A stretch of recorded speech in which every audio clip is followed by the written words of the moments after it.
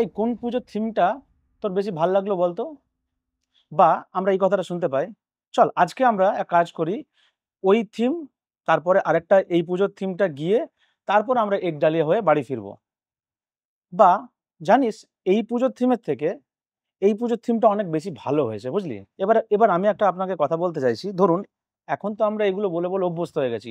পুজো আসা মানেই এই এই থিম থিম পুজোর থিম কথা বলে বলে অভ্যস্ত হয়ে যাচ্ছি। এবার একবার আপনারা ভাবুন, বাই চান্স এই থিম কথাটা ধরুন নেই, যেমন আমরা বলি বনেদি বাড়ির পুজো দেখে এলাম, সেরকম এই থিম কথাটা ধরুন সরিয়ে দেওয়া হলো, তাহলে আপনারা বন্ধুর সঙ্গে কি আলোচনা করবেন, কিভাবে ব্যাখ্যা দেবেন? দুর্গাপুজো আর্ট বা আপনার পুজো শিল্প, এই তো সবে এসেছে, যতই আসুক কম্পিটিশনের মধ্যে, কিন্তু আমরা কোনোদিনও থিম কথাটাকে ভুলতে পারি না। আমরা আপনাকে প্রশ্ন করছি, যদি থিম কথাটাকে সরিয়ে দেওয়া হয়, আপনারা কিভাবে নিজেদের মধ্যে আলোচনা করবেন একটু ভেবে দেখুন। 1995 এরকম সময়ে একজন মানুষ দুর্গাপুজোকে এতটাই তিনি ভালোবাসেন, এবং তাতে সাংবাদিকতাও তার যেহেতু অগাধ জ্ঞান, তার দুর্গাপুজো নিয়ে লিখতে লিখতে লিখতে এটা তো একটা এভলিউশনের একটা পার্ট। এরকম তো না একদিনে আমরা একটা কোনো শব্দকে বা একদিনে একটা কোনো কিছুকে প্রয়োগ করে ফেলি। তো ওই সময়ে ওই যে জার্নিতে তিনি থিমেটিক ক্রাফট বা থিম এই লিখতে লিখতে লিখতে লিখতে একটা কথার আবিষ্কার হলো, সেটা সবাই নিল, পুজো উদ্যোক্তা হোক, স্পন্সর যারা রয়েছে তারা হোক, শিল্পী হোক, দর্শক, সবাই মিলে একটা কথাকে অ্যাকসেপ্টেন্স পুরো দিয়ে দিল, আর সেটা এখনো পর্যন্ত আমাদের মনে গেঁথে গেল। সেটার নাম হচ্ছে থিম, থিম পুজো। এবার সেটা যেটা করেছিলেন যিনি, তার নাম দেবদূত ঘোষ ঠাকুর, সাংবাদিক, এবং পুজোর নিয়ে তার অগাধ জ্ঞান আমাদেরকে এখনো পর্যন্ত সমৃদ্ধ করে। আমার সেই কোয়ালিটি নেই তার সামনে বসে কথাবার্তা বলার। আপনারা মানে আমার থেকে বেশি নাছোড়বান্দা, কিভাবে কোথা থেকে সোর্স করে ওর সামনে যাতে ফেলে দিতে হয় আর আমাকে অপ্রস্তুতি করতে হয়, সেটা আপনাদের থেকে ভালো কেউ জানে না। দেখুন, ওনার সামনে যেতে গেলে ততটাই আমাকেও জানতে হবে। আগে তো জানেন ভালো করেই যে আমার এত জ্ঞান নেই। আমি একদম তার বাড়ির ছোট ছেলের মতন এসেছি, প্রশ্নও সেইভাবেই হবে, কথাবার্তাও সেরকম হবে। কোনো জ্ঞান আমার কাছ থেকে আশা করবেন না, সমস্ত জ্ঞান দেবদূত ঘোষ ঠাকুর স্যারের কাছ থেকে আশা করবেন। আজকে আমাদের সাথে আছে দেবদূত ঘোষ ঠাকুর, যিনি আমাদের সঙ্গে আলোচনা করবেন পুরো দুর্গাপুজোর ইতিহাস এবং এখনকার দিনে যা চলছে সমস্ত কিছু আনকাট বিষয়ে। আমাকে ঠেলে পাঠানো হয়েছে কিছু বিষয় নিয়ে কথাবার্তা বলার জন্য অবশ্যই। এবং ইতিহাস জানার জন্য। আমরা জানতে চাইছি, যখন প্রথম আপনি এই দুর্গাপুজো নিয়ে সাংবাদিকতা করতে শুরু করলেন, প্রথম কথা হচ্ছে আপনি সাংবাদিকতা লাইনে এলেন কিভাবে? আর সেটা একটা অন্য ব্যাপার। আমি তখন ক্যালকাটা ইউনিভার্সিটিতে পিএইচডি করছিলাম আর কি। যে আমার সাবজেক্টটা সাংবাদিকতার সঙ্গেও যুক্ত না বা পুজোর সঙ্গেও যুক্ত না। আমি একটা বিষয় নিয়ে পড়েছি, তার নাম হচ্ছে আর্গোনমিক্স, মানে হিউম্যান ফ্যাক্টর ইঞ্জিনিয়ারিং বলে। আমি ফিজিওলজি এমএসসি পাস করে ওটা নিয়ে কাজ করছিলাম। তো যাই হোক, অন্য কিছু একটা টানাপোড়েনের মধ্যে আমাকে ওই জায়গা থেকে বেরিয়ে আসতে হয়, এবং বেরিয়ে এসে আমি একটা হঠাৎ করে একটা আনন্দবাজার পত্রিকা ট্রেনিং জার্নালিস্টের বিজ্ঞাপন বেরোয়, আমার চাকরি আমার দরকার ছিল। তো আমি সেটাতে অ্যাপ্লাই করি। সালটা বলে দেবেন প্লিজ। সেটা হচ্ছে 1984। 1984। এবং আমি সেখানে আম, যাই, পরীক্ষা দিই। এবং আমি তার আগে সত্যি কথা বলতে কি, আনন্দবাজার পত্রিকায় শুধু ওই খেলার পাতা পড়তাম, ওই অনন্যদেব গোয়েন্দারি বেরোতো, ওই যেগুলো স্ট্রিপ বেরোয়, কমিক স্ট্রিপ, ওই কমিক স্ট্রিপ ছাড়া আমি আনন্দবাজার পড়তাম না। আর খেলার পাতাটা আমি খুব মন দিয়ে পড়তাম। তার ফলে আমার এই সাংবাদিকতা সম্পর্কে জ্ঞান একেবারেই ছিল না, এবং আমি কোনোদিন সাংবাদিক হতেও চাইনি। কিন্তু ব্যাপারটা হচ্ছে এমনই ভাগ্যের ফের। তো সেই ওই পরীক্ষা দিয়ে আমি দেখলাম এত লোক, তারা ওখানে পরীক্ষা দিতে গিয়ে বলছে, কাউকে বলছে মামা, কাউকে বলছে কাকা, কাউকে বলছে জেঠু। পরে শুনেছি তারা সব বিদগ্ধ সাংবাদিক, বিভিন্ন বিভিন্ন। কিন্তু আমি তো কাউকে চিনি না, আমি প্রথমবার সেবার এলাম, পরীক্ষা দিলাম, দেখলাম আমাকে ইন্টারভিউতে ডাকলো। ইন্টারভিউতে দেখলাম দুজন মাত্র ডেকেছিল, তার মধ্যে আমি একজন। এবং ইন্টারভিউ দিয়ে সেখানে যারা ইন্টারভিউ নিলেন তারা পরবর্তীকালে জেনেছে সব মানে ডাক সাইটে সাংবাদিক বা এবং সাহিত্যিক বড় বড়। তো আমার সেসব দিকে কোনো না থাকা, আমার সুবিধা হয়েছে, আমি নার্ভাস হইনি। তো আমি ইন্টারভিউ হয়েছে, আমি এটা পেয়ে গেলাম আর কি। যাই হোক, তো যেহেতু আমি আর ওখানে রিসার্চে যেখানে আমি করতাম, সেখানে আমার এমন একটা পরিস্থিতি হয়েছিল যে ওখানে কন্টিনিউ করাটা সেরকমভাবে আর মানে সম্ভবপর হয়নি আর কি, কোনো একটা কারণে। সেই জন্য আমি এই চাকরিটা নিতে বাধ্য হয়েছিলাম। ওখানে যা স্কলারশিপ পেতাম তার প্রায় 1/3 এখানে আমি পেতাম আর কি, তাও আমি এখানে করেছিলাম। তো একবার এখানে ঢুকে আমি ভাবলাম ঠিক আছে, আমি তো পেটে তো বিদ্যে আছে, পরে তো চাকরি বাকরি পাবো, তখন তো আর চাকরি বাকরি নিয়ে এতটা এ ছিল না, আর পেটে যখন একটু বিদ্যে আছে বললাম কিন্তু আমি যাই হোক এটার মধ্যে থেকে গেলাম, এটার মধ্যে ভালো লাগলো পেশাটা এবং থেকে গেলাম। তারপরে মাঝখানে আমি 4 বছর আসামে ছিলাম, তখন ওই আলফা বড়ো এইসবের জঙ্গি আন্দোলন তখন শুরু হচ্ছে, এবং সেইটাই কিন্তু আমার পুরো একদম আমার চিন্তাধারাটা পাল্টে দিল। যে আমি ভাবছিলাম যে এই আসাম ট্রান্সফার হয়েছে, ফিরে এসে হয়তো আবার অন্য জায়গায় চলে যাব কলেজ ফলেজে, কিন্তু সেটা না করে আমি ওইখানে যে আমি যে মানে এক্সপোজারটা পেলাম, আপনি জানেন তো সবাই মানুষ নিজের নাম যদি খুব বেরোয় কাগজে বা কোথাও, তাহলে একটা তার প্রতি একটা অন্যরকম আকর্ষণ তৈরি হয়, যে আরো চাই, মানুষ তো পেলে পরে আরো চাই করে বলে আমি এই পেশাটাকে কোনোভাবে যেন ভালোবেসে ফেললাম। তো আমি আর ওখান থেকে সরতে পারলাম না, আমি ওখানে থেকে গেলাম। কিন্তু আমাদের কাগজ পরে যখন কলকাতায় এসেছি, ওরা আমাকে বিভিন্ন কলেজে পড়ানোর জন্য আমাকে অনুমতি দিয়েছেন, এবং আমি থেকেই প্রায় আমি 50 বছর বয়সে, তখন আমি আনন্দবাজারের চিফ রিপোর্টার, তখন আমি পিএইচডিটাও কমপ্লিট করেছি আমার নিজের সাবজেক্টে, কোনো সাংবাদিকতাও নয় বা পুজো নিয়েও না। সুতরাং এইটা একটা আমার জীবনে আমি দুটো দিকই মোটামুটি ব্যালেন্স করে চালিয়ে গেছি, খবরের কাগজ আর এটাও। মেনলি আমি ক্রাইম রিপোর্টিং করতাম। আপনি ক্রাইম রিপোর্টিং করতেন। তো কখন আমরা দুর্গাপুজোর এখন যে দেবদূত ঘোষ ঠাকুরকে দেখতে পাই, সেটাতে কখন শুরু হলো এইটা? আসলে যেটা সবাই খুব ভাবে যে আমি ছোটবেলা থেকে আমি পুজো দেখতাম, পুজো মণ্ডপে ঘুরতাম। তা আমার মনে পড়ে আমি কলেজ লাইফে একবারই মাত্র আমি হোল নাইট ঠাকুর দেখেছি। আমি আর জীবনে কোনোদিন হোল নাইট ঠাকুর দেখিনি। আমি কিছু জায়গায় গিয়া বন্ধু বান্ধবরা যেখানে থাকতো, সেখানে বাড়ির পুজো, সে একটা আমার এক বন্ধুর বাড়িতে পুজো হতো, সেখানে আমি প্রত্যেক বছর যেতাম, এবং তার ঠাকুরদা ছিলেন, তিনি ওই যদি যখন বিসর্জন হবে তখন যদি আমি ঢাকনা বাজাই, তাহলে উনি ওই প্রতিমা বার না করবেন না, এটা ছিল। সুতরাং আমি পুজোর সময় কোথাও ওই দশমীর দিনটা আমি কোথাও যেতে পারতাম না, আমাকে ওইখানে দুপুর থেকে যেতে হতো, ঠাকুর ভাসান হয়ে তারপরে ফেরা ঠাকুরি ভাসানটা ঢাকটা আমি বাজাবো আর কি। তো তখন ওই পুজোর প্রতি কিন্তু তখন ওই ঢাকের প্রতি আমার ইন্টারেস্ট থেকে পুজোয় গেছিলাম। তো তারপরে যখন আনন্দবাজারে, আগে তো পুজোর সময় 4 দিন ছুটি থাকতো, এখনো যেমন থাকে, তো আগে 1994 সাল ঠিক হয় যে এরা কেউ আর পুজোর সময় কাগজগুলো মাত্র 3 দিন মানে খোলা থাকবে, 1 দিন মাত্র বন্ধ, দশমীর দিন। তো তখন আমাকে কাগজ থেকে বলল যে যাও এই দুর্গাপুজো নিয়ে আগে থেকে প্রায় আগস্ট মাসে, যে এখনো সময় আছে, এবার থেকে নেমে পড়ো, যে পুজোর সময় কি করে তুমি এই আনন্দবাজার লোকে পড়বে আর কি, পুজোর সময় খোলা থাকবে, তুমি কি খাবার দেবে আর কি, সে খাবারের সন্ধানে তুমি এখনই চেষ্টা করো। তো যেহেতু আমার একটা না, আমি দেখেছি যদি আনকোড়া হয়ে যায়, মানে কিছু না জানে তাকে যদি একটা জায়গায় ফেলে দেওয়া যায়, তার কি হয়, সেটা সেই খাবারটা জোগাড় করার জন্য একটা মানে অদম্য একটা মানে আগ্রহ থাকে আর কি। আর ব্যাপারটা তো যেহেতু তুমি এখানে এই পেশা করছো, তুমিও জানো যে একটা যদি ইন্টারেস্ট তৈরি না হয়, তোমাকে আগে, আর আমার একটা ছিল যে আমি মানে একদম গোড়া থেকে শুরু করে শেষটা দেখে ছাড়তে চাই।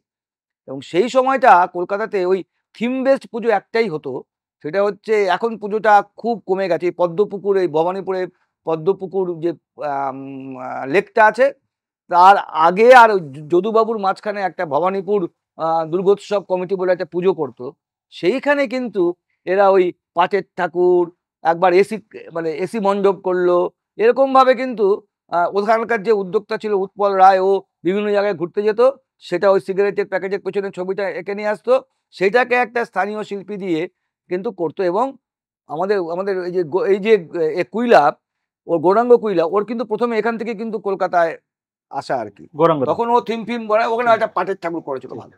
তো মোটামুটি আমি এইগুলো হচ্ছে একটা করে পুজো কমিটি ধরতাম, কিছু করে একজন শিল্পীকে ধরতাম, কিছু পুজোকে আমি বাঁচতাম যে ছোট পুজো কি করে হবে, তাকে একদম আদ্যপান্ত, মানে ও বাস পড়লো আর ওদিকে কুমোর খড় বাঁধছে, মাটি দিচ্ছে, সেই সময় থেকে শুরু করে একদম মণ্ডপে আসা অবধি, মণ্ডপ সজ্জা অবধি, আমি প্রত্যেকটা ধাপ ধাপ ধাপ ধাপ ধাপ ধাপ আমি কিন্তু এটার অন্য পুজো নিয়ে লিখতাম, কিন্তু এইটার উপরে আমি যাতে আমি এই জিনিসটা কি করে হয়, সেইটা যাতে আমার একটা করে একটা সেজন্য আমি প্রত্যেকটা যারা ওই সময় যারা নতুন শিল্পী উঠেছে, প্রত্যেকেরই মানে এই সারা রাত ধরে কাজ করছে। আমি দেখেছি ভবতোষ সুতার গালার মণ্ডপ করেছে, সে পুরুলিয়ার একজন আর্টিস্ট এসে গালার করছে, সে গালা গলে গলে গলে গলে হাতে পড়ছে, ফসকা পড়ে যাচ্ছে, হ্যাঁ, সারা রাত ধরে কাজ করছে একটা ছোট্ট একটা ঘরে, ওখানে বাতাস থাকা যাবে না, তাহলে ওই যে কুপি ওটা নেমে যাবে, গ্যাসটা নেমে যাবে, তার ফলে সেরকম দেখেছি। তার ফলে কি হয়, এই যে পুজোর সঙ্গে যে একটা ভালো লাগা মানে মিশে যাওয়া, সেইটা মোটামুটি কি একটা আমার একটা হয়ে গেল আর কি, যে এই পুজোটা যখন আমায় করতেই হবে, তো তখন আমাকে বললেন যে এবার একটা বড় ওই পুজোর মানে 3 দিন কি হবে, তুমি তো লোককে করে দিলে পুজো নিয়ে, এবার কি করবে? তখন আমি একটা প্ল্যান, উনি আমাকে বললো, দেখো তো কোনো একটা কম্পিটিশন নেই তো, তখন তো একমাত্র এশিয়ান পেন্টস, এছাড়া কেউ নেই, তো তুমি একটা দেখো আমরা যদি কিছু একটা করতে পারি। তখন আমি একদিন লালবাজারে গিয়ে একজন পুলিশের ডিসি হেডকোয়ার্টার, তখন আমি ক্রাইম বিট করতাম, তো জিজ্ঞেস করলাম যে আমি যদি এরকম এই প্রত্যেক দিন ভিড়ের যদি কোথায় কত ভিড় হচ্ছে সেই নিয়ে কি আপনাদের কোনো রকম আছে, মনিটরিং আছে? বলছে হ্যাঁ আমাদের তো সিএম স্যার করতে বলেছেন, যে তাহলে আমাদের ভিড় কন্ট্রোল করতে সুবিধা হবে। বল হ্যাঁ তাহলে আমাদেরকে দিতে পারবেন? তো বলছে ঠিক আছে আপনি সিপির থেকে পারমিশন নিয়ে আসুন। আমি সিপিকে গিয়ে বললাম, সেই বললো একবার তোমার এডিটারকে বলো আমাকে বলতে। আমি আমার অফিসে গিয়ে বললাম, ওই বাবুকে আমি আইডিয়াটা বললাম, আমাদের অভিক সরকারকে, যে এটা যদি করলে কি হয়। বললাম এটা খুব ভালো, কি করতে হবে? আমি বললাম আপনি একবার সিপিকে বলে রাখুন, আর পারলে পরে জ্যোতিবাবুর সঙ্গে যদি এক কথা হয়, তাহলে কি আপনি যদি উপর থেকে বলেন তাহলে আমাদের আর এগুলো পেতে অসুবিধা হবে না। সেইটা করে আমরা একটা ঘড়ির লড়াই করলাম, ষষ্ঠী, সপ্তমী, অষ্টমী, নবমী, কারণ দশমীতে কাগজ ছুটি, দশমীর দিন আমাদের ওটার নাম দিলাম উৎসব কাপ। মানে 6টা, 8টা, 10টা, 12টা, তারপরে আবার চেঞ্জ করে পরের বছর করলাম 8টা, 10টা, 12টা, 2টো। ওই সময় কত ভিড় আসছে, কত ভিড় হচ্ছে কোথায়, সেটা একটা কম্পিটিশন। তার ফলে পুজো কমিটিগুলোর তো প্রচুর উৎসাহ। এই যে বাঁশ দিয়ে বেড়া দিয়ে লাইন করে ঠাকুর ঢোকানো, তার আগে ছিল না। এই যে কত লোককে জমাতে পারলাম ভিড়ে, সেইটা করার জন্য তখন এই এই পদ্ধতি শুরু হলো আর কি। কোন পদ্ধতি? এই দড়ি বেঁধে আটকে রাখা, তারপরে শুরু করে দেওয়া। তাতে অবশ্য কলকাতা পুলিশের কিন্তু সব থেকে সাহায্য মানে ভালো হলো আর কি, ওদের পক্ষে লাইনটা অনেক দূর থেকে ওরা লাইনটাকে মেনটেন করতে পারলো। তো সেইটা কিন্তু মানে মানে মানে ভীষণ জমে গেল। তো সেইটা করতে করতে করতে করতে আমাকে স্বাভাবিকভাবে কি কলকাতা পুলিশ কোথায় দেবে, হয় Sealdah Santosh Mitra square, king একজালিয়া park, সিঙ্গি পার্ক, মোহাম্মদ আলী পার্ক, বাগবাজার, তাই না, ম্যাডার স্কোয়ার, যেগুলো বড় বড় পুজো। সেই সময় সংঘশ্রী, সংঘমিত্র, এরা হচ্ছে মানে একদম হাই লেভেলেও নয়, আবার পড়ে যাওয়াও নয়। বাদ বাকি কোনো পুজো কিন্তু তখনও সেরকমভাবে ওখানে ওঠেনি, ওরাই একটু সব রাজত্ব করেছে। সিঙ্গি পার্ক, ওদের কাছ থেকে যেটা পাওয়া সুবিধে, কত ভিড় হচ্ছে। তো এখন তারপরে মাঝারি যে পুজো কমিটিগুলো, তারা বললো যে আমাদের তাহলে কি হবে, আমাদের তো কেউ বলছে না। এবং সেই সময় কি হলো, সেই সময় ওই থিম যেটা মানে এলো আর কি, যে এদের তো অনেক তখনই প্রচুর বাজেট, এই সন্তোষ মিত্র স্কোয়ার, সুব্রত, একজালিয়া পার্ক, এদের তো বাজেট বরাবরই থাকে। তো এরা বাদ বাকি তো ছোটগুলো তো এদের সঙ্গে পাত্তা পেত না। তো এদের একটা সব থেকে পিকনিক গার্ডেনে এরা এই বন্ধন রাহার মারা গেছেন, ওনার নামও শুনেছ, সোমনাথ মুখার্জি এরকম মিলে বেশ কজন আর্ট কলেজের স্টুডেন্ট মিলে ওরা একটা সবাই মিলে প্রত্যেকে, যেমন মা দুর্গাকে বিভিন্ন দেবতা বিভিন্ন অস্ত্র দিয়েছিল, ওদের যার যার যেটা মানে স্পেশালিটি, ওরা সেসব দিয়ে একটা মণ্ডপ তৈরি করলো। এবং তার সঙ্গে ওদের মধ্যে একজন যে প্রতিমা তৈরি করতো, মানে ক্রাফট করতো, ক্লে ক্রাফট, সে একটা মূর্তি তৈরি করলো ওর সঙ্গে, মণ্ডপের সঙ্গে। এটা হচ্ছে প্রথম, এর সঙ্গে সাজিয়ে। কিন্তু তুমি যদি প্রথম বলো, প্রথম কিন্তু তার অনেক আগে কিন্তু আমাদের জগৎ মুখার্জি পার্কে অশোক গুপ্ত কিন্তু করেছেন। সেটা হচ্ছে ভাঙা, প্রচলিত ঢংকে ভাঙাটা হচ্ছে তখন হচ্ছে যে প্রথম, মানে প্রচলিত ঢংকে ভাঙাটাই কিন্তু কি থিমের হচ্ছে আরেকটা নাম হচ্ছে আমি প্রচলিত ঢংকে বিশাল প্যান্ডেল, তার মধ্যে একটা বিশাল মূর্তি, প্যান্ডেলের সঙ্গে মূর্তির কোনো সামঞ্জস্য নেই, প্যান্ডেল মূর্তির সঙ্গে লাইটের কোনো সামঞ্জস্য নেই, তাদের এই সবের সঙ্গে মিউজিকের কোনো সম্পর্ক নেই, মানে যে যার মতো আর কি হচ্ছে আর কি। তো সেইটাকে যেটা কম্বিনেশন করে একটা কিছু করা যায়, সেটা অশোক গুপ্ত প্রথমে দেখিয়েছিলেন, সে অনেকদিন আগে 60-এর দশকে প্রথমে। আর তারপরে হচ্ছে এই পিকনিক গার্ডেন কিন্তু করলো এই আর্ট কলেজের ছেলেরা। এবং সেইটাই কি করলো, সেইটা পিকনিক গার্ডেন তখন অলরেডি জায়গাটা যা ডেভেলপমেন্ট হওয়ার হয়ে গেছে, ওর আরও হয়নি। বেহালায় কি হলো, তখন তো বেহালার গ্রোয়িং জায়গা, প্রমোটার সবে ওখানে ঢুকে বাড়ি ফাড়ি করছে। তারপরে কিছু কিছু প্রমোটারদের হাতেও প্রচুর কাঁচা পয়সা আছে, বললাম সেইখানে ক্লাবগুলো, বেহালায় প্রচুর ক্লাব, তারা কি করলো, তারা এরকম এই যারা ওখানকার যারা আর্টিস্টেরও একটা নিজেদের মধ্যে থেকে থেকে থেকে থেকে ওরা এই যে পুজোটা শুরু করলো, সেটাকে মোটামুটি মানে মানে তখন আমি বলতাম যে সস্তায় পুষ্টিকর, মানে খরচ বেশি হবে না, কারণ আমরা নিজেরাই তো করছি, আমাদের তো অন্য শিল্পী ভাড়া করে করতে হচ্ছে না, আমরা নিজেরা করছি, তারপরে কি আমাদের খরচটা কম, প্যান্ডেলের ডিজাইনও আমরা করছি, আলোটাও আমরা করছি। একটু সালটাও বলে দেবেন না? এটা হচ্ছে ওই 95-96 থেকে শুরু হয়েছে আর কি। সেই ফার্স্ট শুরু হলো। আর বেহালায় এটা এসছে হচ্ছে 97-98 সালে, এবং সেদিক দিয়ে দেখতে গেলে ওখানে কিন্তু বেহালায় কিন্তু এই এই এই জিনিসটা এসছে অমর সরকারের, বেহালার জন্য অমর সরকারের হাত ধরে। তো অমরদা কিন্তু সত্যি সত্যি বলতে গেলে প্যান্ডেল ছেড়ে দিন, এই প্রতিমার ক্ষেত্রে কিন্তু এখানে কিন্তু অমরদার কিন্তু একটা অবদান আছে ওই দিকে। এবং সেটা তারপরের স্টেপটা হচ্ছে ওখানে সুশান্ত কিন্তু ওই সৃষ্টি সহযাত্রীর পাশাপাশি দুটো ক্লাব ছিল, সেটা সুশান্ত কিন্তু ওখানে সহযাত্রীতে করতো। এবং সৃষ্টিতে কি হলো, সৃষ্টি ক্লাবের যারা সদস্য ছিল ওদেরই বন্ধুর মতো হচ্ছে ভবতোষ সুতার, ওরা ভবতোষ তখন সবে পুজোয় এলো অমরদার হাত ধরে। এবং এর সঙ্গে সঙ্গে আরো অনেক বেশ কয়েকজন ওই ভবতোষের যারা বন্ধু বান্ধব এসে আর্ট কলেজের, তারা কি করতো, তারা এর সঙ্গে কিন্তু আস্তে আস্তে যুক্ত হতে শুরু করলো। যখন দেখলো যে সত্যি সত্যি কিন্তু কি, যে এইরকম ভাবে পুজো করলে পরে কি হয়, এটা পুজোয় লোকে আসতে শুরু করলো, বেহালার দিকটা লোকে চলে যেতে শুরু করলো। এবং আগে ভবানীপুর দেখতো, আগে শুধু একদম নর্থ কালকাটা চলে গেল, তারপরে সেখান থেকে ভবানীপুর এলো, সেখান থেকে আর মাঝখানে কিছু নেই, লোকে আবার ঘুরে চলে গেল। কিন্তু তারপরে কি হলো, একটা রাস্তা কোথায় হলো, বেহালা। এই মানে এই বেহালাটার একটা অবদান আছে ওর, যেহেতু যখন ডেভেলপিং বেহালা, এবং সেখানে অনেক ইয়ং আর্ট কলেজের শিল্পী জুড়ে গেল, কখনো একা কখনো একাধিক একসঙ্গে মিলে এই যে একটা নতুন একটা শিল্পটা স্থাপন করলো, সেইটার নাম কি দেওয়া যায়, সস্তায় পুষ্টিকর বললে তো কেউ বুঝবে না। তো সেটা আমার ইচ্ছে ছিল, মানে বোঝানোর চেষ্টা ছিল যে একটা এমন যে শিল্পী প্রতিমা করছে, সেই প্যান্ডেল করছে, সেই মিউজিকের কথা ভাবছে, সেই আলোর কথা ভাবছে, এবং মানুষ এসে একটা অনাবিল আনন্দ পাচ্ছে। হ্যাঁ, তাকে কি ভাষায় প্রকাশ করব?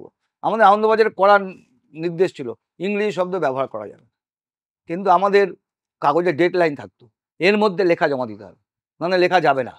তো আমাকে কানের কাছে এসে বলছে লেখা দাও, আজকের কপিটা কোথায়, দাও। তো আমি দেখলাম, আমি ভাবতে আমি ভাবলাম থিমেটিক্যালি কিছু ভাবতে হবে, গিয়ে আমার থেকে থিমটা বেরিয়ে গেল। এবং থিম যখন বেরোলো, আমাদের যে নিউজ এডিটর, সে বলছে, এই তুমি ইংরেজি কথা লিখেছো, পরের দিন যদি অভিভাবক কিছু বলেন তাহলে কিন্তু তোমার দায়। আমি বললাম ঠিক আছে, আমি বললাম আপনি যদি কিছু বাংলা করতে পারেন করে দিন। তো সেও তো বাংলা বলে, তুমি কিভাবে থিম লিখেছো, তুমি কি ভেবে থিমটা লিখেছো, সেটা তো আমি বুঝতে পারবো না, থাক। আমি বললাম পরের দিন বোধহয় অফিসে গিয়ে ঝাড় খাবো। তারপর দেখলাম ওই বউ বলছে, না এই শব্দটা কিন্তু মানে তুমি যা বলতে চাইছো বলছো না, আবার তুমি যেটা বুঝতে চাইছো এটা তুমি বুঝেছো, থিমটা বুঝেছো, ঠিক আছে, ওই শিল্পীরা বুঝলেই হলো। তারপর দেখলাম সবার মধ্যে থিম শব্দটা খুব মানে ছোট, তো যত তুমি ছোট শব্দ বলবে করবে, তত কি লোকের মনে গেঁথে যায় এবং সহজে মনে রাখা যায় বলে সবাই ওটাকে অ্যাকসেপ্ট করে নিল। এই জন্য সেই থেকে এখন থিম পুজো হয়ে গেল আর কি।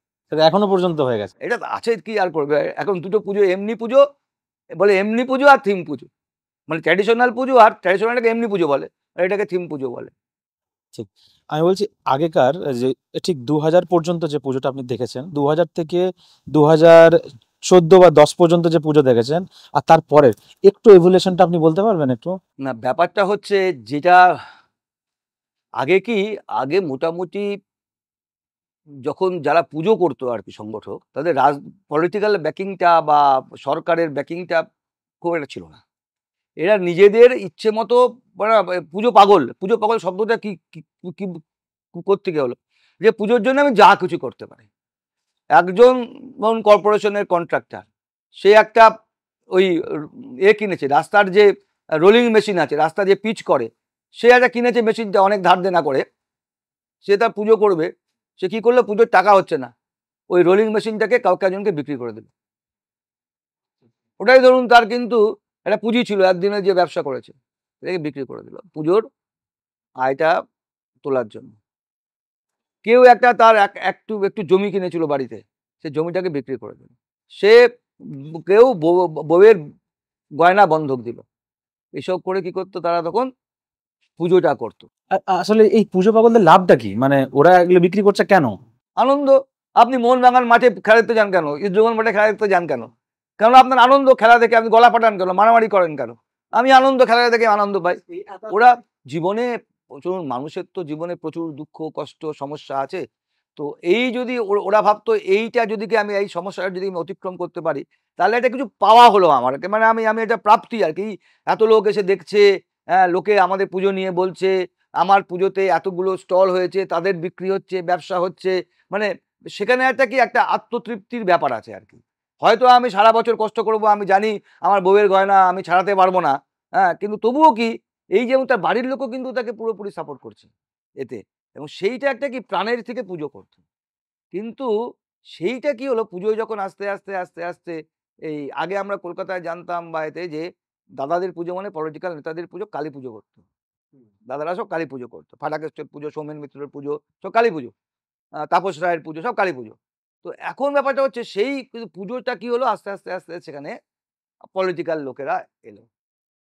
কারণ এই যে পলিটিক্যাল লোকেরা এলো, পলিটিক্যাল লোকেদের কে, পলিটিক্যাল লোকেদের এটা কখনকার কথা বলছেন, এই 2014 পর না? না না, এটা 2000 2007-08 থেকে শুরু হলো। শুরু হয়ে গেল। এই যখন নেতারা যখন একটা জনসংযোগের উপায় হিসেবে একটা পুজোকে বেছে নিল আর কি, আমি যদি এটা পুজো করতে পারি তাহলে আমার জনসংযোগ প্রচুর হবে, এত লোক আসবে, এর পুজো বলে বলবে, ক্লাবের নামটা বাদ দিয়ে তখন কি হয়ে গেল, দাদার পুজো, হ্যাঁ, নেতার পুজো। তার পুজোর নাম হয়ে গেল। এই যে ট্রান্সফরমেশনটা হলো, তখনই হচ্ছে পুজোটার একটা কি হলো, যে এই আমি যে পুজো পাগলের পুজো, হ্যাঁ, আর হচ্ছে এই নামের জন্য পুজো, পুজো পাগলরা কিন্তু নিজের নামের জন্য পুজো করেনি, কিন্তু এই যে একটা হচ্ছে পুজো পাগলদের পুজো, আর একটা হচ্ছে আমি নিজের ব্যক্তিগত নামের। আসলে পুজোটা আসছে আগে করতো কারা, জমিদাররা করতো, পুজো রাজারা করতো, কিছু করতো, এই জমিদারের সঙ্গে ওই জমিদারের পাল্লা আছে, এই তুই কত লোককে খাইয়েছিস, তুই কতটা লোককে কত দান ধ্যান করেছিস, কত নাগরদোলা এনেছিস, কত লাইট দিয়ে সাজিয়েছিস, কত পুতুল নাচ করেছিস, যাত্রা করেছিস, এটা কি দুটো জমিদারের মধ্যে বৈভবের প্রতিযোগিতা। এই বিষয় নিয়ে আপনার কাছে দুটো প্রশ্ন থাকবে। প্রথম কথা, আপনি বলছেন যে এখানে পুজো পাগল থেকে আস্তে আস্তে করে দাদা বা নেতাদের পুজোতে আসলো, কিন্তু আমি যদি বলি ওই নেতা, সেও তো ওই পাড়ার একজন মেম্বার, সে কেন একটা পুজোকে মানে এগিয়ে নিয়ে যেতে পারবে না? কেন ও নিজেও পুজো উদ্যোক্তা হতে পারবে না? আর একটা সেকেন্ড কথা হচ্ছে, একটা নেতার কতটা ইন্টারেস্ট থাকবে যে এই জনসংযোগের মাধ্যমটাকে কাজে লাগাবে, তাতে তার কি কি লাভ আছে? এইটা তুমি তো শুধু আমি আমার এলাকায় লোকে আমাকে চিনছে সেটা বড় কথা না, নেতা মানে তো তার এলাকায় চিনছে, তাই কি চিনবে, তাকে তার চেনার ব্যাপ্তিটা হবে। এই একটা পুজো করেছে, ওই যেমন কি দুগ্গি দেখলাম চাচা, মানে কে করেছে সেই দুগ্গিটা, সেইটা হচ্ছে পুজোটা। আর এদের ইন্টারেস্টটা ছিল তোমার ধরো যে ব্যাপারটা হচ্ছে, তখন তো আমরা সবাই মিলে কাজ করেছি, সর্বজনীন, ঠিক ঠিক। তাই না? আমি পাড়ার ABCD 4 জন মিলে আমার আমার কেউ জমি বন্ধক দিয়েছে, কেউ জমি বিক্রি করেছে, কেউ স্ত্রীর বন্ধক দিয়েছে, কেউ তার একটা রোড রোলার কিনেছিল সেটাকে বিক্রি করেছে, এরা সবাই মিলে করেছে।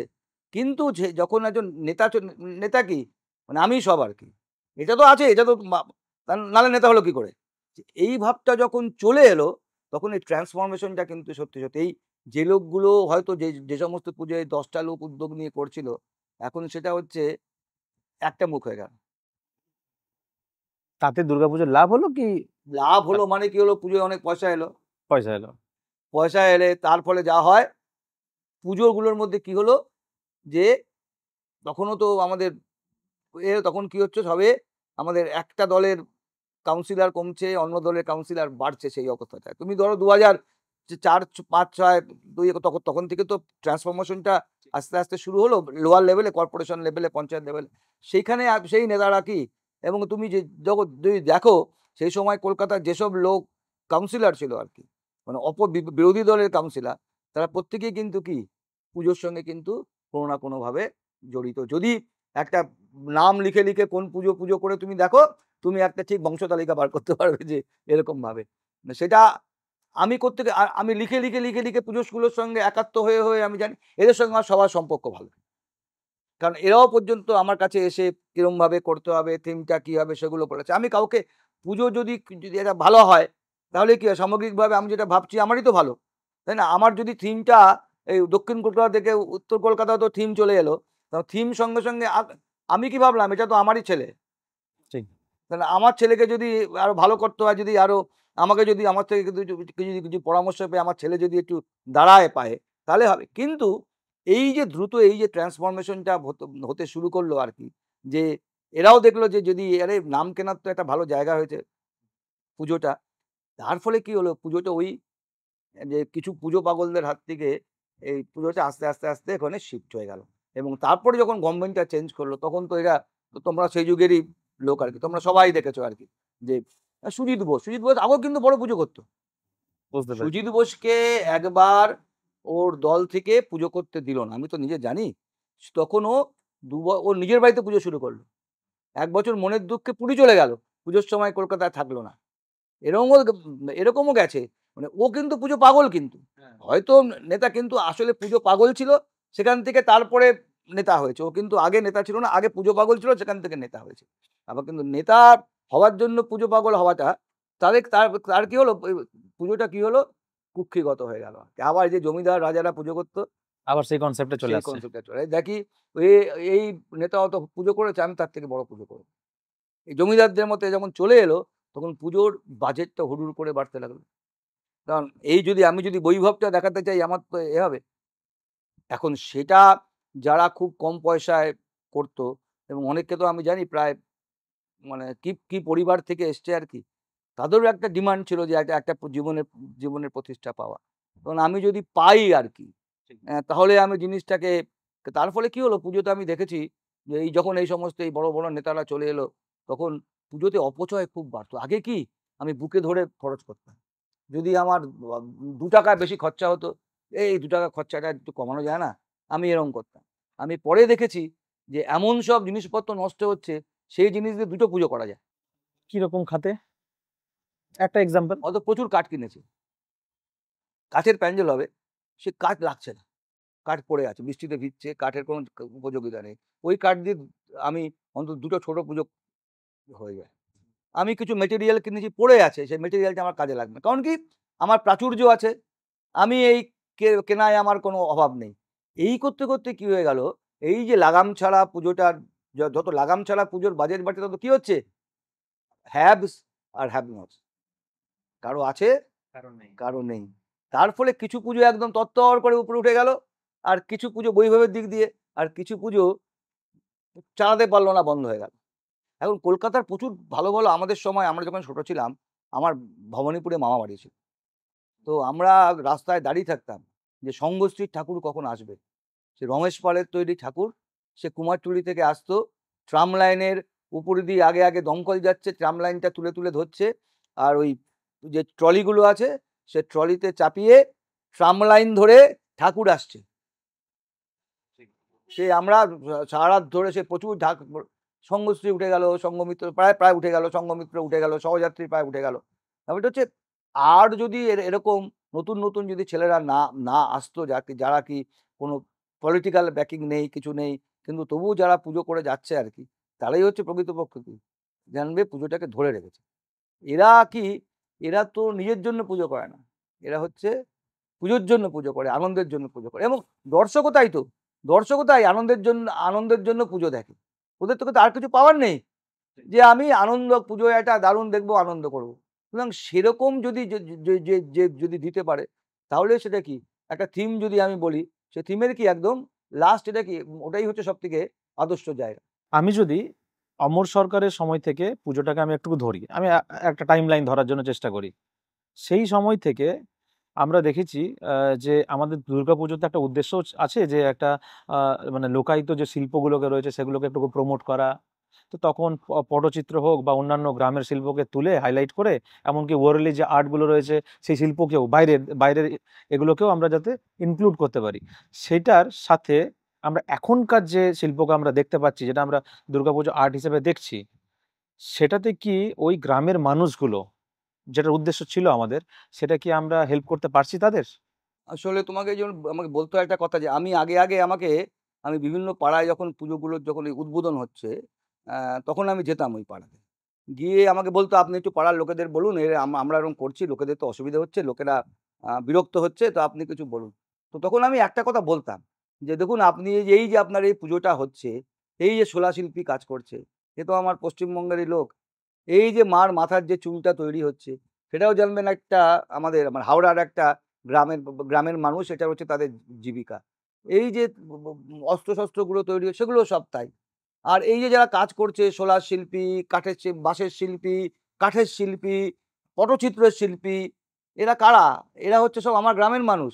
এদের এই পুজোর উপর তারা সারা বছর ডিপেন্ড করে তারা থাকে। এবং এইটাই হচ্ছে একটা কনসেপ্ট ছিল তখন থিম পুজোতে, যে আমি এই শিল্পগুলোকে আমি দেখতাম প্রত্যেকটা পুজোর পরে এই কর্মকর্তা তাদের যে শিল্পীকে দিয়ে কাজ করে তাদের সঙ্গে কোনো একটা গ্রামে চলে যাচ্ছে, হয় পশ্চিমবঙ্গের কোনো গ্রামে চলে যাচ্ছে, কিংবা আশেপাশে ছত্তিশগড় এসব জায়গায় চলে যাচ্ছে, কেউ রাজস্থানে চলে যাচ্ছে, মহারাষ্ট্র চলে যাচ্ছে, ওলি যে এলো সেটা চলে আসছে। এগুলো হচ্ছে বিভিন্ন লোকায়িত শিল্পকে তারা হয় আমাদের পশ্চিমবঙ্গে তারা কি করছে, একজন ওখানকার লোককে নিয়ে আসছে, বাদবাকি লোকগুলো কারা? বাদবাকি লোকগুলো আমার এখানকার পশ্চিমবঙ্গের লোক। তারপরে কি হচ্ছে, একটা কাজের জন্য অনেক লোক মানে কাজ করছে। এখন প্লাস শিল্পের আদান প্রদানটাও হচ্ছে। আদান প্রদানটা হচ্ছে, মানুষ বুঝতে পারছে যে এরকম একটা আর্ট আমার পশ্চিমবঙ্গে আছে। এই চদরবদর পুতুলি এটা দেখতে পাচ্ছ, চদরবদর আমাদের একটা পুতুল নাচের মতোই আর কি, এটা আমাদের একটা উপকথা। কিন্তু সেই চদরবদর পুতুলটা এখন অনেক জায়গায় মানে হচ্ছে আর কি। তো তুমি ধরো এরকম সারা প্যাটার্ন আছে, এগুলো অনেকগুলো প্যাটার্ন, সারা কেউ এরকম দুজন দাঁড়িয়ে আছে, কেউ দুজন চাষ করছে এরকম নিচু হয়ে। তোমার যদি সারা মণ্ডপটা জুড়ে যদি এই চদরবদর পুতুলগুলো যদি মুভমেন্ট অবস্থায় থাকে, তুমি দেখলে এটা আমাদের একটা আর্ট। ওই গ্রামটাকে মানে আরো বেশি প্রমোট করা গেল, নিয়ে এসে এখানে চলে এলাম, বাহ বাহ, তাই না?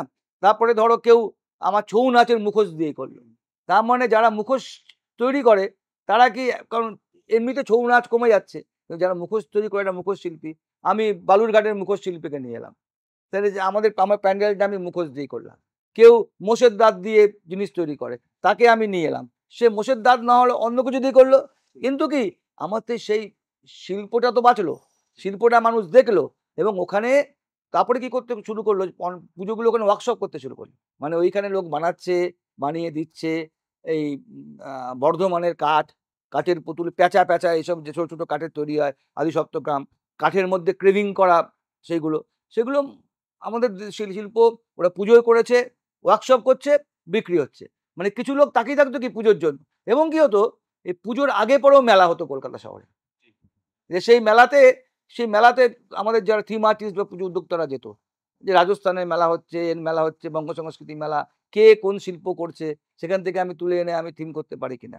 ব্যাপারটা হচ্ছে এটা, কারণ এতে বেশি খরচা নেই, কিন্তু খরচা যখন বেড়ে গেল, তাহলে আমি অত বড় খরচা আমি কি করে করব, কি মানে করবো খরচা এখন? বেড়ে গেল বলে ইনকাম যখন বেড়ে গেল, হ্যাঁ, খরচা করবো কি করে? তার মানে বিশাল আমাকে ইনস্টলেশন করতে হবে, হ্যাঁ, তাই না? আগে কলকাতায় কি হতো, মন্দির ফন্দির হতো, সেখানে বাঁশের তৈরি ইনস্টলেশন থাকতো। এখন কি হলো, সে বিশাল জায়গা জুড়ে করবো, তার আমার লোহা, তার মানে বাঁশ রিপ্লেস করলো কাকে দিয়ে? লোহা। আমার যে সমস্ত কাপড় কি রিপ্লেস করলো? টিন, তাই না? তো আমি কি করলাম, আমি টিনের মধ্যে ডিজাইন করলাম, করে লাগিয়ে দিলাম। যে যে যে যে শিল্পীটা হাতে ওই কাজটা করতো, হয়তো শোলার উপরে করতো, বাঁশের উপরে করতো, কাঠের উপরে করতো, তাকে আমি কি করলাম, সে শিল্পীটা এত বড় একটা বাজেট, প্রায় 10 কোটি, 15 কোটি, 12 কোটি, সেখানে সে শিল্পীটা কি, সে শিল্পীগুলো কি পেলো না, আমার কাজ পেলো না। কারা পেলো? এই যারা ওই লোহার ওয়েল্ডিং, এত পুজোর সময় দেখায়, আগে গিয়ে দেখা যায় সব জায়গায় শুধু ওয়েল্ডিং মিস্ত্রিই হচ্ছে, তাই না? তাতে কি হলো, তাতে আমার সেগুলো তো গ্রামেরই শিল্পী। সে এখন গ্রামে কত গ্রামে ওয়েল্ডিং শিল্পী আছে বাবা, অত, তাই না?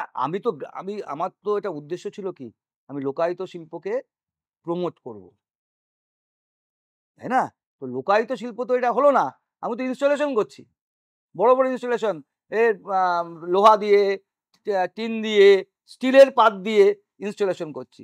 তার সঙ্গে তো আমার লোকায়িত শিল্পের কোনো, আমার গ্রামের মানুষ কি, আমাদের কি লোকায়িত শিল্পের জন্য কি ইন্টাঞ্জিবল হেরিটেজটা আমরা, ব্যাপারটা হচ্ছে এইটাকে সার্বিকভাবে দিয়েছে, যে যেটা হচ্ছে এমন একটা শিল্প সংস্কৃতি মানুষের সঙ্গে একেবারে জড়িত, আমাদের ট্র্যাডিশনের সঙ্গে জড়িত।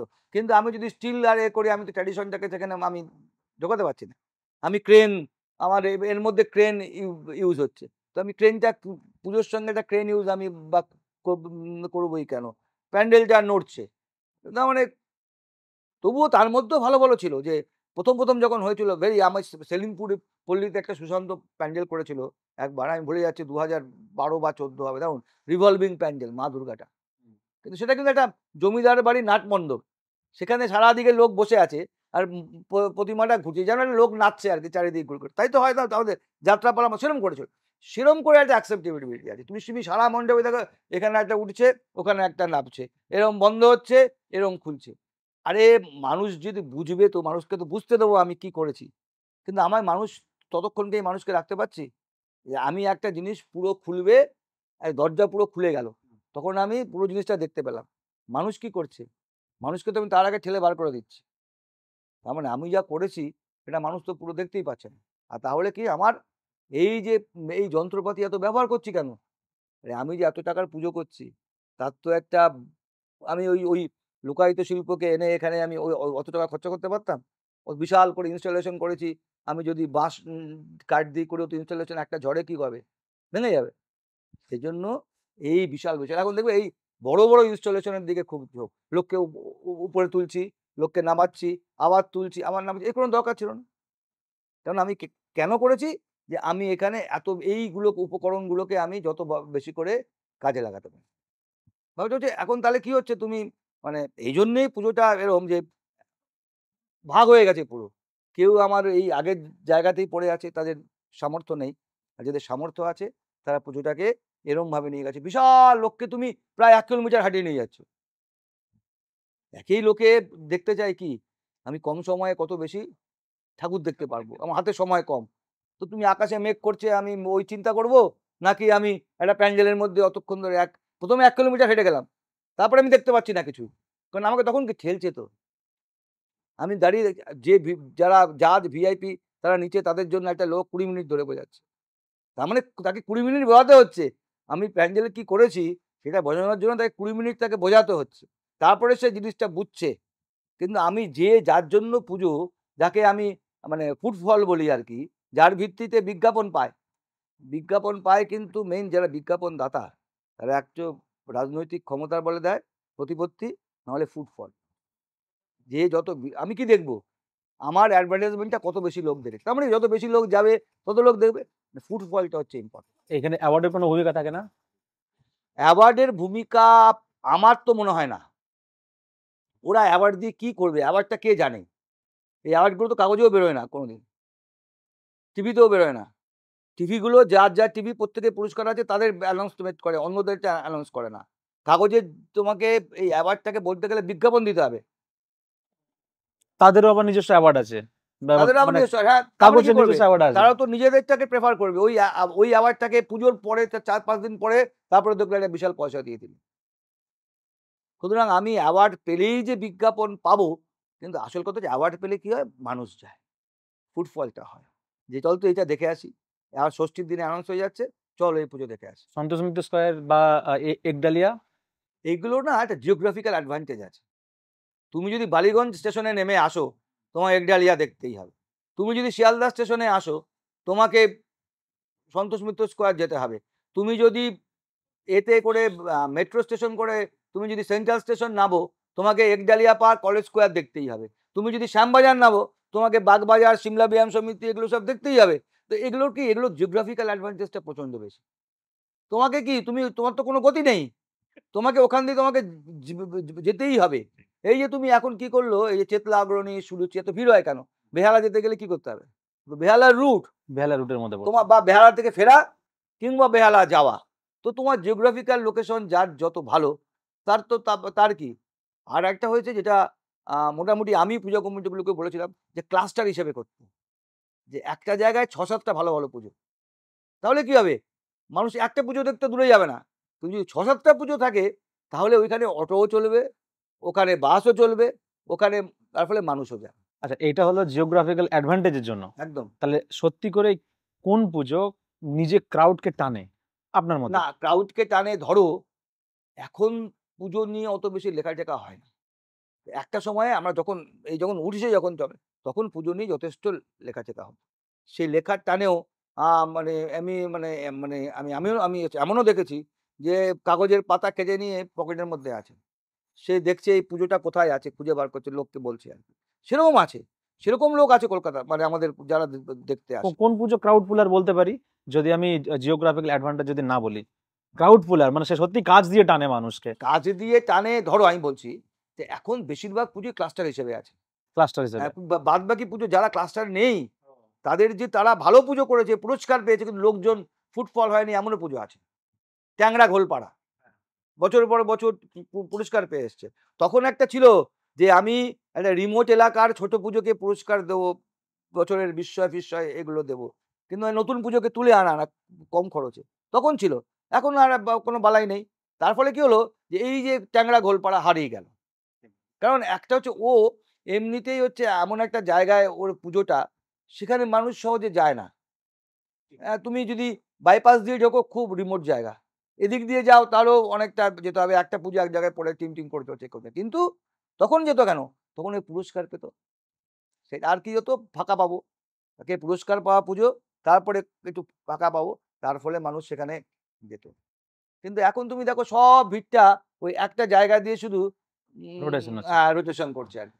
ঠিক। আপনি এখানে বললেন যে যখন কোনো মূর্তি বানানো হচ্ছে বা কোনো থিম বানানো হচ্ছে, তখন দর্শকরা উপরের দিক থেকে চলে যাচ্ছে আর নিচে জাজদেরকে বোঝাচ্ছে, আর আধ ঘন্টা ধরে তাকে বুঝিয়ে যাচ্ছে, কিন্তু দর্শকদের যেহেতু কোনো বোঝা যাচ্ছে না, তা মাথার উপর দিয়ে চলে যাচ্ছে।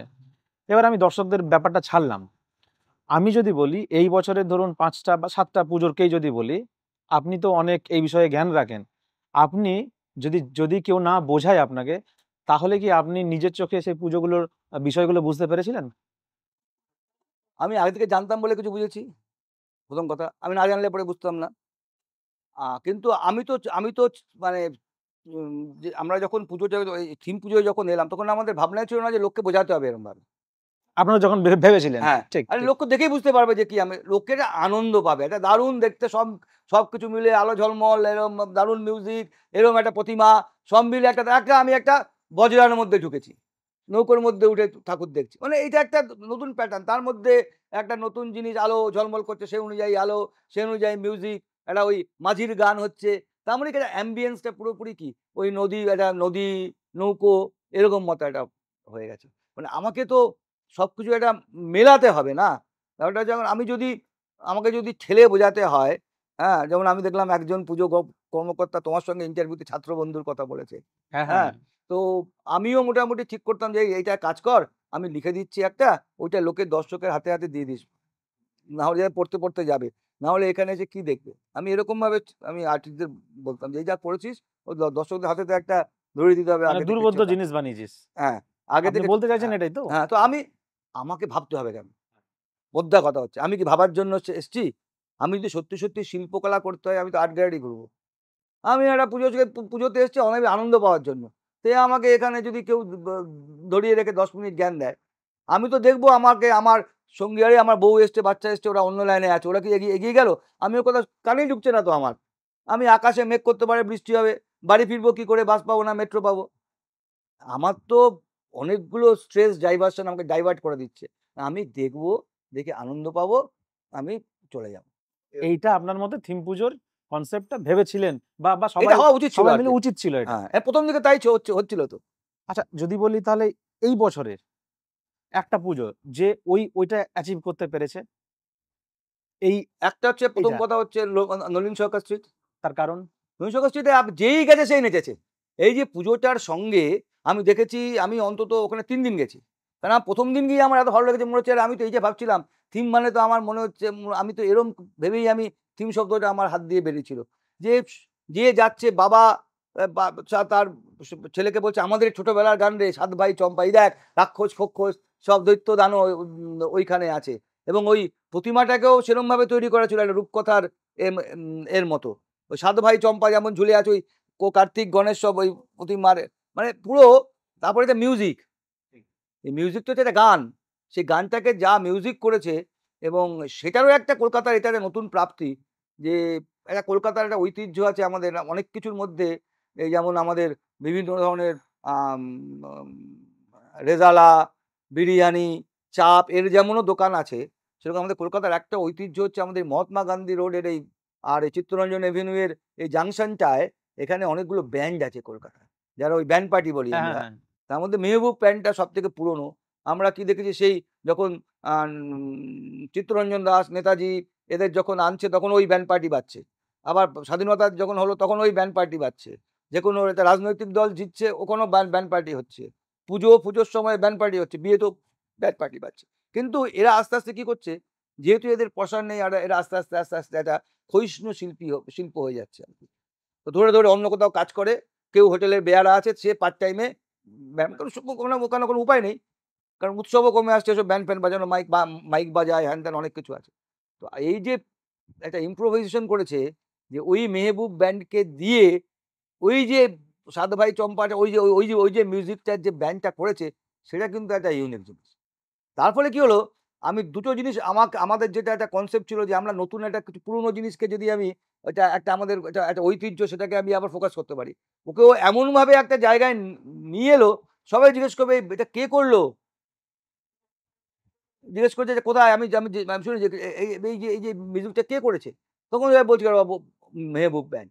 বলছি ওই মানে ওই ব্যান্ড যে বিয়েতে বাজায় হ্যাঁ। তার মানে তারাও যে একটা ওইখানে ওই একটা ক্ষয়িষ্ণু একটা পেশা, সেই পেশাটাকেও যে একটা মর্যাদা এই পুজোতে দিল, সেটা কিন্তু এখানে কিন্তু একটা টার্নিং পয়েন্ট। এইটা আমি দেখলাম না কেউ এটা এরমভাবে এটাকে লিখেছে, কিন্তু আমার মতে হচ্ছে আমার তো এটাই তো কাজ, যে একটা নতুন যেটা যার জন্য আমাকে এই মানে ইউনেস্কো দিয়েছে এটা, যে আমি যেগুলো ক্ষয়িষ্ণু জিনিস সেগুলোকে আবার আমি পুনর্জীবিত করছি, এটা পুনর্জন্ম দিচ্ছি। এটা খুব ভালো। টালা বারোয়ারি পুরোটা খুব ভালো হয়েছে, দেখলে পরেই মন ভালো হয়ে যায়। এত রং চং, তার সঙ্গে ওদের একটু মিউজিকটা ভালো হলে পরে আরো মানে সর্বাঙ্গ সুন্দর হতো আর কি।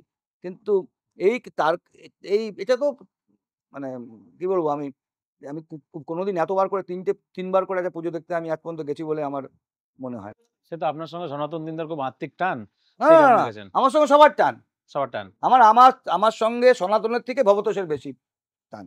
ভবতোষের বেশি টান। কারণ একসময় আমাকে বলতোই যে আমি সৃষ্টি সহযাত্রীর মধ্যে সৃষ্টিকে টেনে লিখি।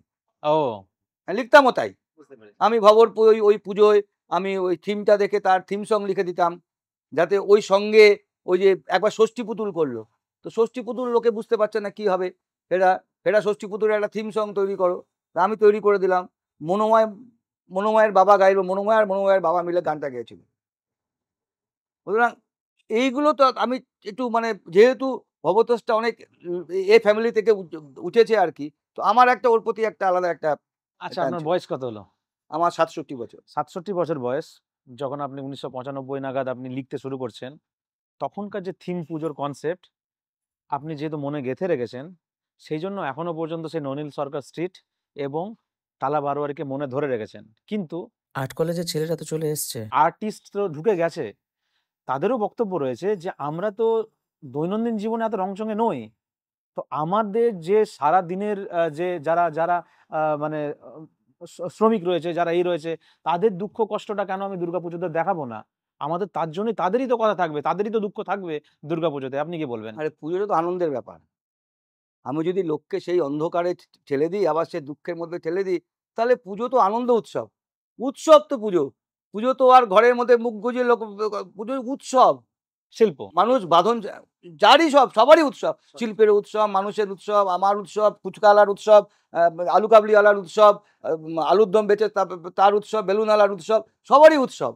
তো উৎসবে সামিল যদি হতে হয় সবাইকে, তো উৎসবের মতো করে সামিল হতে হবে, তাই না? আমি গালে হাত দিয়ে আমাকে ভাবতে হবে, আমার দুফোঁটা চোখের জল পড়বে। এইটা তো নয়। আমি করছি মানুষকে কি করার জন্য, এটার নাম তো উৎসব। উৎসব না হয় তো অন্য কিছু আমি দিতে পারতাম। হ্যাঁ, আমার রোজ নামচা দিতে পারতাম। সেটা তো নয়, এটা তো উৎসব। আমাকে প্রথমটা এটা মনে রাখতে হবে যে এটা মানুষ আনন্দ পেতে আসে। মানুষ এখানে ভাবতে আসে না। আর তাছাড়া ভাবার সময়ও পায় না, কারণ তারা ১ মিনিট সময় পায় ঠেলে আর চলে বাঁশির যাবে। আওয়াজ পায়। ১ মিনিটের মধ্যে তোমাদের ৫০ সেকেন্ড খরচা করবে সেলফিতে, তাই না? পাশে আমার স্ত্রী বা বাচ্চা আছে হ্যাঁ, কিনা, সেই তারপরে যতটুকু টাইম পাওয়া যায়। তো তাদের কথা ভেবেই এগুলো করা উচিত। আচ্ছা, আপনি একটু সিরিয়াস বিষয় নিয়ে আসার চেষ্টা করছি। যেহেতু আপনি নলেজটা অনেকটা বেশি, আমি এতদিন ধরে এই প্রশ্নটা কাউকে করিনি।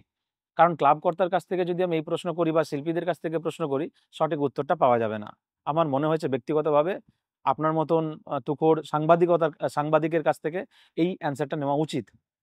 আমরা যখন ১ম দুর্গা একটা দেখলাম, আমি নাম করছি না, নাম করলেও কোনো রকম প্রবলেম নেই, যে তার পায়ের নিচে একজন একজন মানে পায়ের নিচে আপনার ওই একটা বস্তা পড়ে রয়েছে। সেই বস্তার মধ্যে একটা রয়েছে ইউরিয়া, আরো একটা রয়েছে PL480 বলে একটা শব্দ রয়েছে। এবার ইউরিয়া আমরা নিজেরা মানে সাধারণ মানুষ যতটা বুঝতে পারছে যে হ্যাঁ, ইউরিয়া একটা অসুর, কারণ হচ্ছে সেটা আমরা খেলে আমাদের শরীরের প্রবলেম আছে, সমাজের প্রবলেম, আমরা এমন সমাজ যে আমরা খাবার বিষ মেশাচ্ছি, বোঝা গেল। আমাদের মতন সাধারণ মানুষ আর একদম ক্যামেরার ওপারে যারা রয়েছে, PL480টা ব্যাপারটা কি আগে যদি বলেন, আর সেটা কতটা আসুরিক সেটাও যদি একটু বলেন আমাদের সুবিধা হয়। আসলে ওই এই যে যেটা হচ্ছে এটা হচ্ছে একটা মার্কিন নীতি। এইটা করেছে 480, এটা হচ্ছে একটা 50-60s একটা আমেরিকা গভর্নমেন্টের নীতি। সেই নীতির জন্য কিন্তু আমরা কিন্তু বেঁচেছিলাম কিন্তু ওই সময়। সেটা হচ্ছে যখন আমাদের এখানে শাসন স্বাধীনতার আগে, তখন কিন্তু আমাদের দেশে খাদ্য সংকট ছিল। দুর্ভিক্ষ সব হয়ে গেছে। আমাদের প্রোডাকশন সেরকম হতো না, এবং কৃষক স্বাধীনতার আগে থেকেই তো ওপার বাংলা থেকে বা পাঞ্জাব থেকে লোক আসতে শুরু করেছিল, তার একটা এক্সট্রা বার্ডেন। তার ফলে খাদ্য সংকটটা আমাদের, কিন্তু যেহেতু ব্রিটিশ গভর্নমেন্ট ছিল, ব্রিটিশ গভর্নমেন্টের ওইটা ব্যবস্থা করতো। যখন স্বাধীন হলাম তখন তো আমরা একটা ইন্ডিপেন্ডেন্ট কান্ট্রি। তখন ব্রিটিশ গভর্নমেন্ট নিজে ব্রিটেন থেকে আনাতো কি? আনাতো না, সেটা খাদ্য সংকটটা ছিলই। ছিল এটা। আমরা খাদ্যে আমরা স্বয়ংসম্পূর্ণ ছিলাম না। বুঝতে পেরেছি। ও যেখান থেকে হোক এটা এনে ম্যানেজ করতো। তো ওদের তো প্রচুর ছিল, বার্মা ছিল, ভিয়েতনাম ছিল, ওখান থেকে ওরা আনতেই পারত। তো ব্যাপারটা হচ্ছে যে এখন আমরা যখন স্বাধীন হয়ে গেলাম, তখন একটা আমেরিকার একটা ট্রিটি ছিল যে ওরা কি করতো, যে ওরা ওদের যে অতিরিক্ত গম, সেটা বিভিন্ন দেশগুলোতে যাদের সত্যি সত্যি খাদ্যে এরকম ঘাটতি আছে, তারা গমগুলোকে দিত। তো এই নীতিটা কি ছিল? সেই নীতিটা ছিল আর কি, যে এমনিতে কি এখন যদি আমাকে আমেরিকা থেকে কিছু কিনতে হয়, আমাকে ডলারে কিনতে হয়। ওরা তখন যে নীতিটা করলো, যে তুমি ওই যে তোমাকে যে গমটা দেবে, তোমার দেশীয় মূল্যে তুমি কিনবে। মানে তোমার বিদেশি মূল্যটা তুমি কি করলে, বিদেশি টাকাটা, বিদেশি মুদ্রাটাকে তোমার খরচা হলো না। তার ফলে কি হলো, তুমি এই যে তোমার বিদেশি মুদ্রাটা থেকে গেল, সেটা আমি ইতিহাসে পড়ি, এই যে নেহেরুর সময় যে শিল্পায়ন হয়েছিল, যদি আমেরিকার যদি এই ট্রিটিটা যদি না থাকতো, এই গমটা যদি না থাকতো, এবং যদি আমি যদি আমার পয়সায় যদি কিনতেন, মানে দেশীয় পয়সায় মুদ্রায় যদি না কিনতে পারতাম, বিদেশি মুদ্রায় যদি আমার ভান্ডার খরচ হয়ে যেত, তাহলে ওই সময় এই শিল্পায়নটা কিন্তু হতো না। এবং এইটা কন্টিনিউ করার ফল তখন আমাদের কেন্দ্রীয় সরকার কি করে, আমাদের করতে হবে, খাদ্যে স্বয়ম্বর হতে হবে। সেই সময় পাঞ্জাবে মেইনলি মানে গ্রিন রেভলিউশন শুরু হলো, এবং তখন কি করলো, কি করে ফসল ফলাতো, ইউরিয়া ছিল হচ্ছে একমাত্র প্রধান সার। কারণ তখন তো সবে আমি ইউরিয়া ব্যবহার করছি, তো ফ্রেশ আমি তো তখন। এইবার কি হলো, এখন দেখা গেছে যে ইউরিয়া ব্যবহার করতে করতে করতে করতে মাটির উর্বর শক্তিটা, নিজস্ব যে উর্বর শক্তি, কারণ মাটির মধ্যে তো কিছু ব্যাকটেরিয়া থাকে, ভালো ব্যাকটেরিয়া, তারা মাটির উর্বরতা তৈরি করে। আমি এই ইউরিয়া ব্যবহার করতে করতে করতে করতে মাটির যে ন্যাচারাল যে উর্বরতা, সেটা নষ্ট হয়ে গেল। তার ফলে কি হলো, এখন কি করেছে, এখন আমাদের কৃষি নীতি হলো যে ইউরিয়াকে বর্জন করা। এবং ইউরিয়াকে আমি কি বর্জন করেছি কেন না, এটা মাটির ক্ষতি করছে। তা বলে আমি আবার সেই পুরনো ইউএসএর নীতিকে আমি আবার আঁকড়ে ধরবো না। আমি নিজে স্বয়ংসম্পন্ন হব, কিন্তু ইউরিয়া ছাড়া আমি স্বয়ংসম্পন্ন। এইটা হচ্ছে ওই জিনিসটা ভালোই ছিল, ওই যে ইউএসএর সঙ্গে যে প্যাকটা। আমাদের সময় ছোটবেলায় আমরা কিন্তু ওই সময়, আমাদের সময় এতই খাদ্য সংকট ছিল, তারপরে পাঞ্জাবে গ্রিন রিভলিউশনের পরে এত গম উৎপন্ন হলো, আমরা গমে আমরা স্বয়ংসম্পূর্ণ হয়ে গেলাম। তার মানে এই PL 480টা কি মানে খারাপ দিক না এটা ভালো? না, এটা তো একটা সাপোর্টিং। এটা তখন শোনো, তখন তো এত সব আমেরিকার ঘাড়ে অনেক দোষ ছিল। জাপানে বোমা ফোমা ফেলেছিল, তাই না? দ্বিতীয় বিশ্বযুদ্ধ আমেরিকায় পাপ মোচনের করেছিল নিজেকে, যাতে লোকের কাছে এরকম না। এই জন্য যাদের খাদ্য সংকট ছিল, তাদেরকে এরকম একটা নীতি করেছিল, তুমি নাও, নিয়ে তোমার পয়সায় দাও, আমার বিদেশি ডলারে, আমাকে ডলারে দিতে হবে না, তুমি নিজের বিদেশি মুদ্রাটাকে ওখানে স্টোর করো, তোমার উন্নয়নের কাজে লাগাও। তো এইটা ধরুন, এই ধরনের যে দুর্গাপুজোতে আমরা মেসেজগুলো ধরুন দিই, সেটা আমাদের মতন সহজ মানুষ, আপনি তো অনেক জ্ঞান রাখেন, আপনি এত ঝট করে এতটা কথাবার্তা বলে দিলেন, আমরা এতটা কি করে বুঝতে পারবো তাহলে? আমি তো সেটাই বলছি, যে আমি গিয়ে এক জায়গায়, আমি এটাকে আমার এমন একটা আমি বিষয় আমি বেছেছি, সেইটা মানুষ দুর্গাপুজোর 1 মাস পরেও বুঝতে পারছে না, মাথায় নিতে পারছে না। তাহলে আমার পুজোটাকে, এই যে আমি যে এত খরচা করে পুজো করলাম, তো মানুষের যদি মাথাতেই না ঢুকলো। আমরা এটা কি বলি, আমরা এটা বলি পড়া, একটা হচ্ছে শেখা। পড়া মানে আমি পড়ে গেলাম, মাথায় কিছু ঢুকলো না, ওখানে বাড়িতে আমার বন্ধু ডাকছে, হ্যাঁ, বা এখানে টিভি সিরিয়াল শুরু হবে, কখন যাব, আমার মাথাতে পড়া নেই, টিভি সিরিয়ালের পরের পর্যায়ে চলে যাচ্ছে, পড়বো, আমি সেখানে ভাবছি। আমার বন্ধু গিয়ে দুটো বেশি ব্যাট করে ফেললো, দুটো বেশি বল করে ফেললো, সেখানে ভাবছি। পড়া সেখানে আমার যেটা মাথার মধ্যে ঢুকে গেল। তাহলে একটা শিল্পীর কি দায়িত্ব, যে আমাদেরকে একটু শিক্ষিত করে তোলা, তার শিল্প দিয়ে, নাকি আমাদেরকে আনন্দ দেওয়া ওই রংচঙে কাজ দিয়ে? শোনো, ব্যাপারটা হচ্ছে যে আমি তো একটা জিনিস শিখছি, একটা নতুন জিনিস যে হলো, হ্যাঁ, যে আমি একটা ক্রাফট, নতুন ক্রাফট দেখছি। আরে আমি সেটাও তো আমি শিখছি যে আমার দেশে এরকম একটা ক্রাফট আছে, ক্রাফট তৈরি হয়েছে, এটা আমার দেশের, এটা আমার পশ্চিম মেদিনীপুরের শিল্পী করেছে, এটা আমার নদিয়ার শিল্পী করেছে, সেটাও তো একটা শেখা। হ্যাঁ, আমার ওইটা যেমন, ওই তো মানুষ স্কুলে শিখবে, কলেজে শিখবে, বিশ্ববিদ্যালয়ে শিখবে। তারপরে এই আর্টটা বলছেন, তাহলে কোন জায়গায় হওয়া উচিত এই যে আর্টটা রয়েছে? একটা, যদি আমার একটা সম্মেলন, কৃষি সম্মেলন হচ্ছে, হ্যাঁ, গ্রামে একটা কৃষি সম্মেলন হচ্ছে, সেখানে আমি করে লোককে অঢেল বোঝানোর সময় আছে, আমি একটা নাটকের মতো করেও লোককে বোঝাতে পারি, তাই না? কিন্তু পুজোকে এইভাবে মানে ইউজ কর, মানুষকে যদি আমি মাথায় ঢোকাতে না পারি এবং মানুষকে পরে ভাবতে হয় এইসব অন্য কাগজপত্র, খবরের কাগজ পড়ে, ও এইটা এই ছিল। দুর্গাপুজো মাস আর্ট নাকি দুর্গাপুজো গ্যালারি আর্ট? কোনোটাই না। দুর্গাপুর হচ্ছে যেটা মানুষের ভালো লাগে সেই আর্ট। সেই আর্ট। হ্যাঁ, কারণ এরা তো এখন নিজেদের মধ্যে একটা প্রতিযোগিতা করছে, তার মধ্যে তো মানুষ নেই। মানুষকে, সাধারণ মানুষ কোনো এফেক্ট আছে কোনটা মাস আর্ট কোনটা গ্যালারি আর্ট? মানুষ পাবে না। মানুষও জানেও না যে এই যে পুজোগুলোর মধ্যে এত কার কত বাজেট, তাও জানে না। তাও জানে শুধু ভাবে এত বড় প্যান্ডেল করেছে, এতখানি যেতে হচ্ছে আমাকে, এতখানি ঘিরেছে, এর প্রচুর বাজেট। ঠিক ঠিক। মানুষের ওইসব কিছু নেই, মানুষ হচ্ছে দেখে কোনটা ভালো লাগে। হ্যাঁ, একটা এই এই আমাদের রিসেন্টলি একটা ইন্টারভিউতে একজন বলেছেন যে এই দুর্গাপুজোর যে পরিসরটাকে বিভিন্ন যারা পুজো উদ্যোক্তা রয়েছে তারা তাদের মতন করে কাজে লাগায়, ঠিক আছে? এক পক্ষ বলছে যে এইটা তো রাম মন্দির করে তারা বিজেপির যে পারপাসটা সেটা সলভ করছে, তারা নিজেদের যে, এটাকে প্রপাগান্ডা বলবো না, নিজেদের যে ভাবনাটা সেটাকে ওটা ইউজ করার চেষ্টা করছে। এক পক্ষ বলছে, তার উল্টো পক্ষ, যে দেখুন আমাদের 2026-এ কি ইলেকশন হবে, তার যে বীজটা দুর্গাপুজোর সময় পোতা হয়ে যায়, সেটা বাংলা ভাষা নিয়ে হোক বা বাঙালি আবেগকে উস্কে দেওয়ার জন্য বিভিন্ন ধরনের বাঙালি সেন্টিমেন্টকে সেটা উস্কে দেওয়া হয়। থার্ড মানে অন্য আরেকটা পার্টি বলছে যে দেখুন সবই তো হলো, এখানে এমন পার্টি আছে যে নিজের যে মনোভাবটা রয়েছে, নিজের যে মানে শিল্পীদের নিজের মনোভাব রয়েছে, সেটা এখান থেকে আবার প্যালেস্তাইন পর্যন্ত চলে যাচ্ছে। সেই মেসেজও মানে তারা আমাদের আশেপাশে কিছু দেখতে পাচ্ছে না, চলে যাচ্ছে প্যালেস্তাইন। অথচ আমাদের ডাক্তার যখন, আমাদের ডাক্তার বোন যখন কিছু সমস্যা হচ্ছে, তখন তাদের ওই ওই কষ্টটা বেরোয় না। এইটা কি সত্যি করেই কোনো মানে রাজনৈতিক ইস্যুটাকে কাজে লাগাবার চেষ্টা হয় দুর্গাপুজোকে? এইটা ধরো, এইটা যত যা বললাম, যত রাজনৈতিক নেতারা পুজোতে আসবে, তত মানুষের মনে সংশয়টা তৈরি হবে, এটা অবভিয়াস, তাই না? কারণ এত বড় একটা জিনিস কেউ আমার মানে রাজনৈতিক উদ্দেশ্যে লাগাবে না।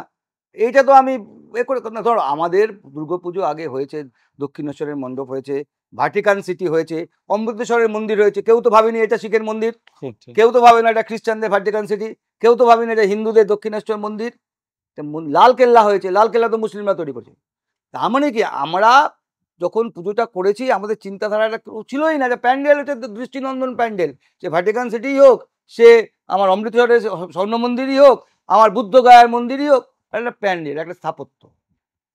কিন্তু ব্যাপারটা হচ্ছে আমাদের এই যে যত পলিটিক্যাল লোকেরা এরকম আসবে, এসে পুজোতে করবে, তার এবং প্রত্যেকটা লোক, সে আমি যতই সে নিজে বলুক কিংবা হয়তো সে অন্তর থেকে করেনি, কিন্তু তার মধ্যে একটা এই বার্তাটা যে মানুষের মধ্যে একটা যায়, সেইটা আমি তো মানুষকে কি ভাবছে মানুষ, সেটা তো আমি আটকাতে পারবো কি?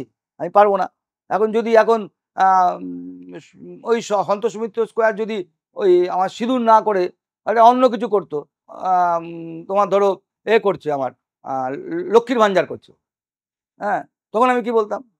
কিন্তু এখন সিঁদুর করছে বলে যেহেতু বিজেপি ওকে প্রোপাগান্ডা করছে, তাই না?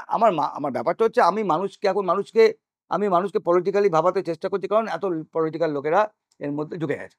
যদি না ঢুকতো, যদি দাদার পুজো না হতো, যদি আমার পুজো হতো, তা তোমার পুজো হতো, তাহলে আর মানুষ কিন্তু এত ভাবতো না। এখনো তুমি কালী পুজোয় যাও, গিয়ে দেখবে প্রচুর অমৃতসরের মন্দির, বুদ্ধগয়ার মন্দির, লালকেল্লা হয়েছে, লোকে কিন্তু ভাবে না, লোকে দেখে আমি কি তৈরি করেছি। আসলে মানুষকে যদি আমি এরমভাবে ভাবতে মানে সাহায্য করি আর কি, সে তো সোশ্যাল মিডিয়া করে, আমাদের খবরের কাগজ করে, তো এইসব একটা পুজোকে নিয়ে আমার মনে হয় না এই এতখানি একটা লোকের এত পরিশ্রমের, এত মানে আদরের পুজো, তাকে এইভাবে ভাবাটা আমি পুজোটাকে একটা উৎসব হিসেবে দেখি, এবং উৎসবের জিনিসটা উৎসবেই থাকা উচিত। এর থেকে এটা তো দুঃখজনক অন্য কিছু করে। আমরা দুর্গাপুজোকে আপনার চোখে সামনে 10 বছরে আপনার কি করলে আপনার মনে হবে যে না একদম ঠিক ঠিক দিশায় যাচ্ছে, বা এখন কি ঠিক দিশায় আছে সেটা মনে হচ্ছে আপনার? আমার মনে হয় এই যে এটা সব থেকে ভালো, সেটা একটা ক্যাটাগরি করে দেওয়া উচিত যে কোনো লোকেরই। এই যারা পুরস্কার দেয় যারা, তারা ক্যাটাগরিতে ভাগ করে দেওয়া উচিত। এখন তো কলকাতায় প্রচুর, আমি একজনের সঙ্গে কথা বলছিলাম, বলে জানো দাদা 20টা 1 কোটি টাকার পুজো আছে কলকাতা শহরে।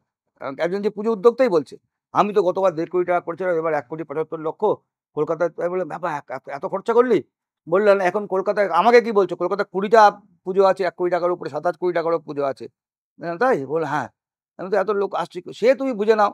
হ্যাঁ, ব্যাপারটা হচ্ছে যে আমি যদি সত্যি সত্যি আমাকে ছোট পুজোগুলোকে, মাঝারি পুজোগুলোকে বাঁচাতে হয়, আমাকে ক্যাটাগরি করে দিতে হয় যে এইটা হচ্ছে এই ক্যাটাগরির পুজো, যে একটা হচ্ছে 50 থেকে 1 কোটি 1 কোটির উপরে, এবং যারা পুরস্কার দেয় আর কি। আচ্ছা, যারা একটা শিল্পী পুজো করে, একটা ছোট শিল্পী পুজো করে, বড় শিল্পী পুজো করে, মাঝারি শিল্পী পুজো করে, প্রত্যেকেরই, এবং যারা উদ্যোক্তা তারা অনেকে বলে, অনেকে মুখে বলে না, প্রত্যেকেরই চায় আমার একটা পুরস্কার হোক। হ্যাঁ, যাকে বলবে এই অনেক অনেক পুজো মণ্ডপে গিয়ে দেখবে সপ্তমীর দিন থেকে প্রায় বিসর্জন হয়ে গেছে, কারণ আশা করেছিল এত খরচা করে পুজো করেছে, একটা পুরস্কার থাকবে, অন্তত প্রথম 12তে নাম থাকবে, নাম নেই, সে পুজো মণ্ডপে মোটামুটি বিসর্জনের ঘন্টা বেজে গেছে। মানে কেন? কারণ হচ্ছে এখন ব্যাপারটা হচ্ছে যে সব কটা পুজো কমিটিরই একই অভিযোগ, যে আমরা কি করে একটা 10 কোটি টাকা 7 কোটি টাকার পুজোর সঙ্গে লড়তে পারবো। এখন তুমি তো ব্যান করে দিতে পারো না যে এত টাকার পুজো করা যাবে না, এটা তো কেউ করতে পারে না। আমার যদি সামর্থ্য থাকে আমি করতেই পারি, তাই না?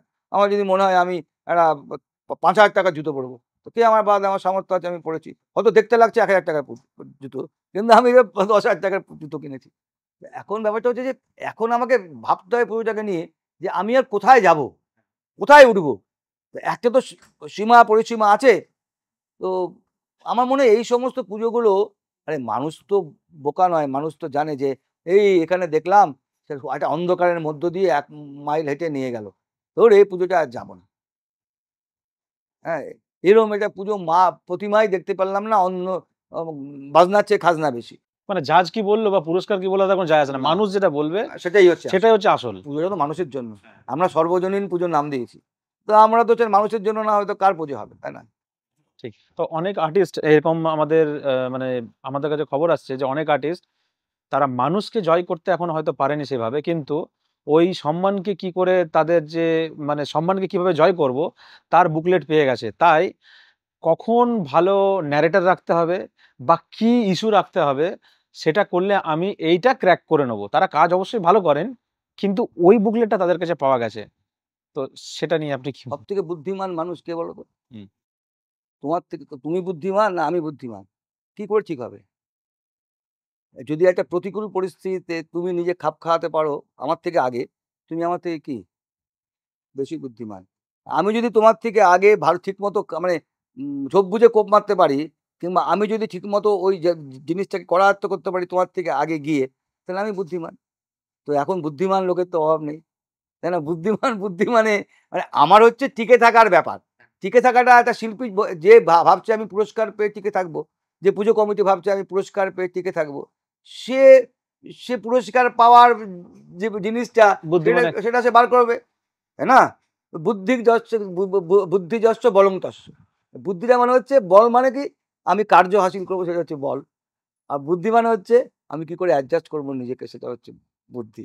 সুতরাং এইটা যে যেরকম ভাবে যেখানে প্রয়োগ করতে সেরকম প্রয়োগ করছে।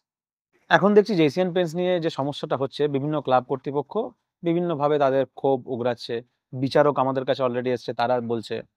আপনার মতে এটার কি তাদের জন্য, তাদের উদ্দেশ্যে কি বলবেন, কিভাবে এটাকে সর্ট আউট করা উচিত পুরো ব্যাপারটা? এমনকি এশিয়ান পেইন্টসকেও ডাইরেক্ট আপনি বলতে পারেন কিছু। কথা হচ্ছে পুরস্কার তো পুজো কমিটিগুলোর জন্য, যারা পুজো করে তাদের জন্য পুজো।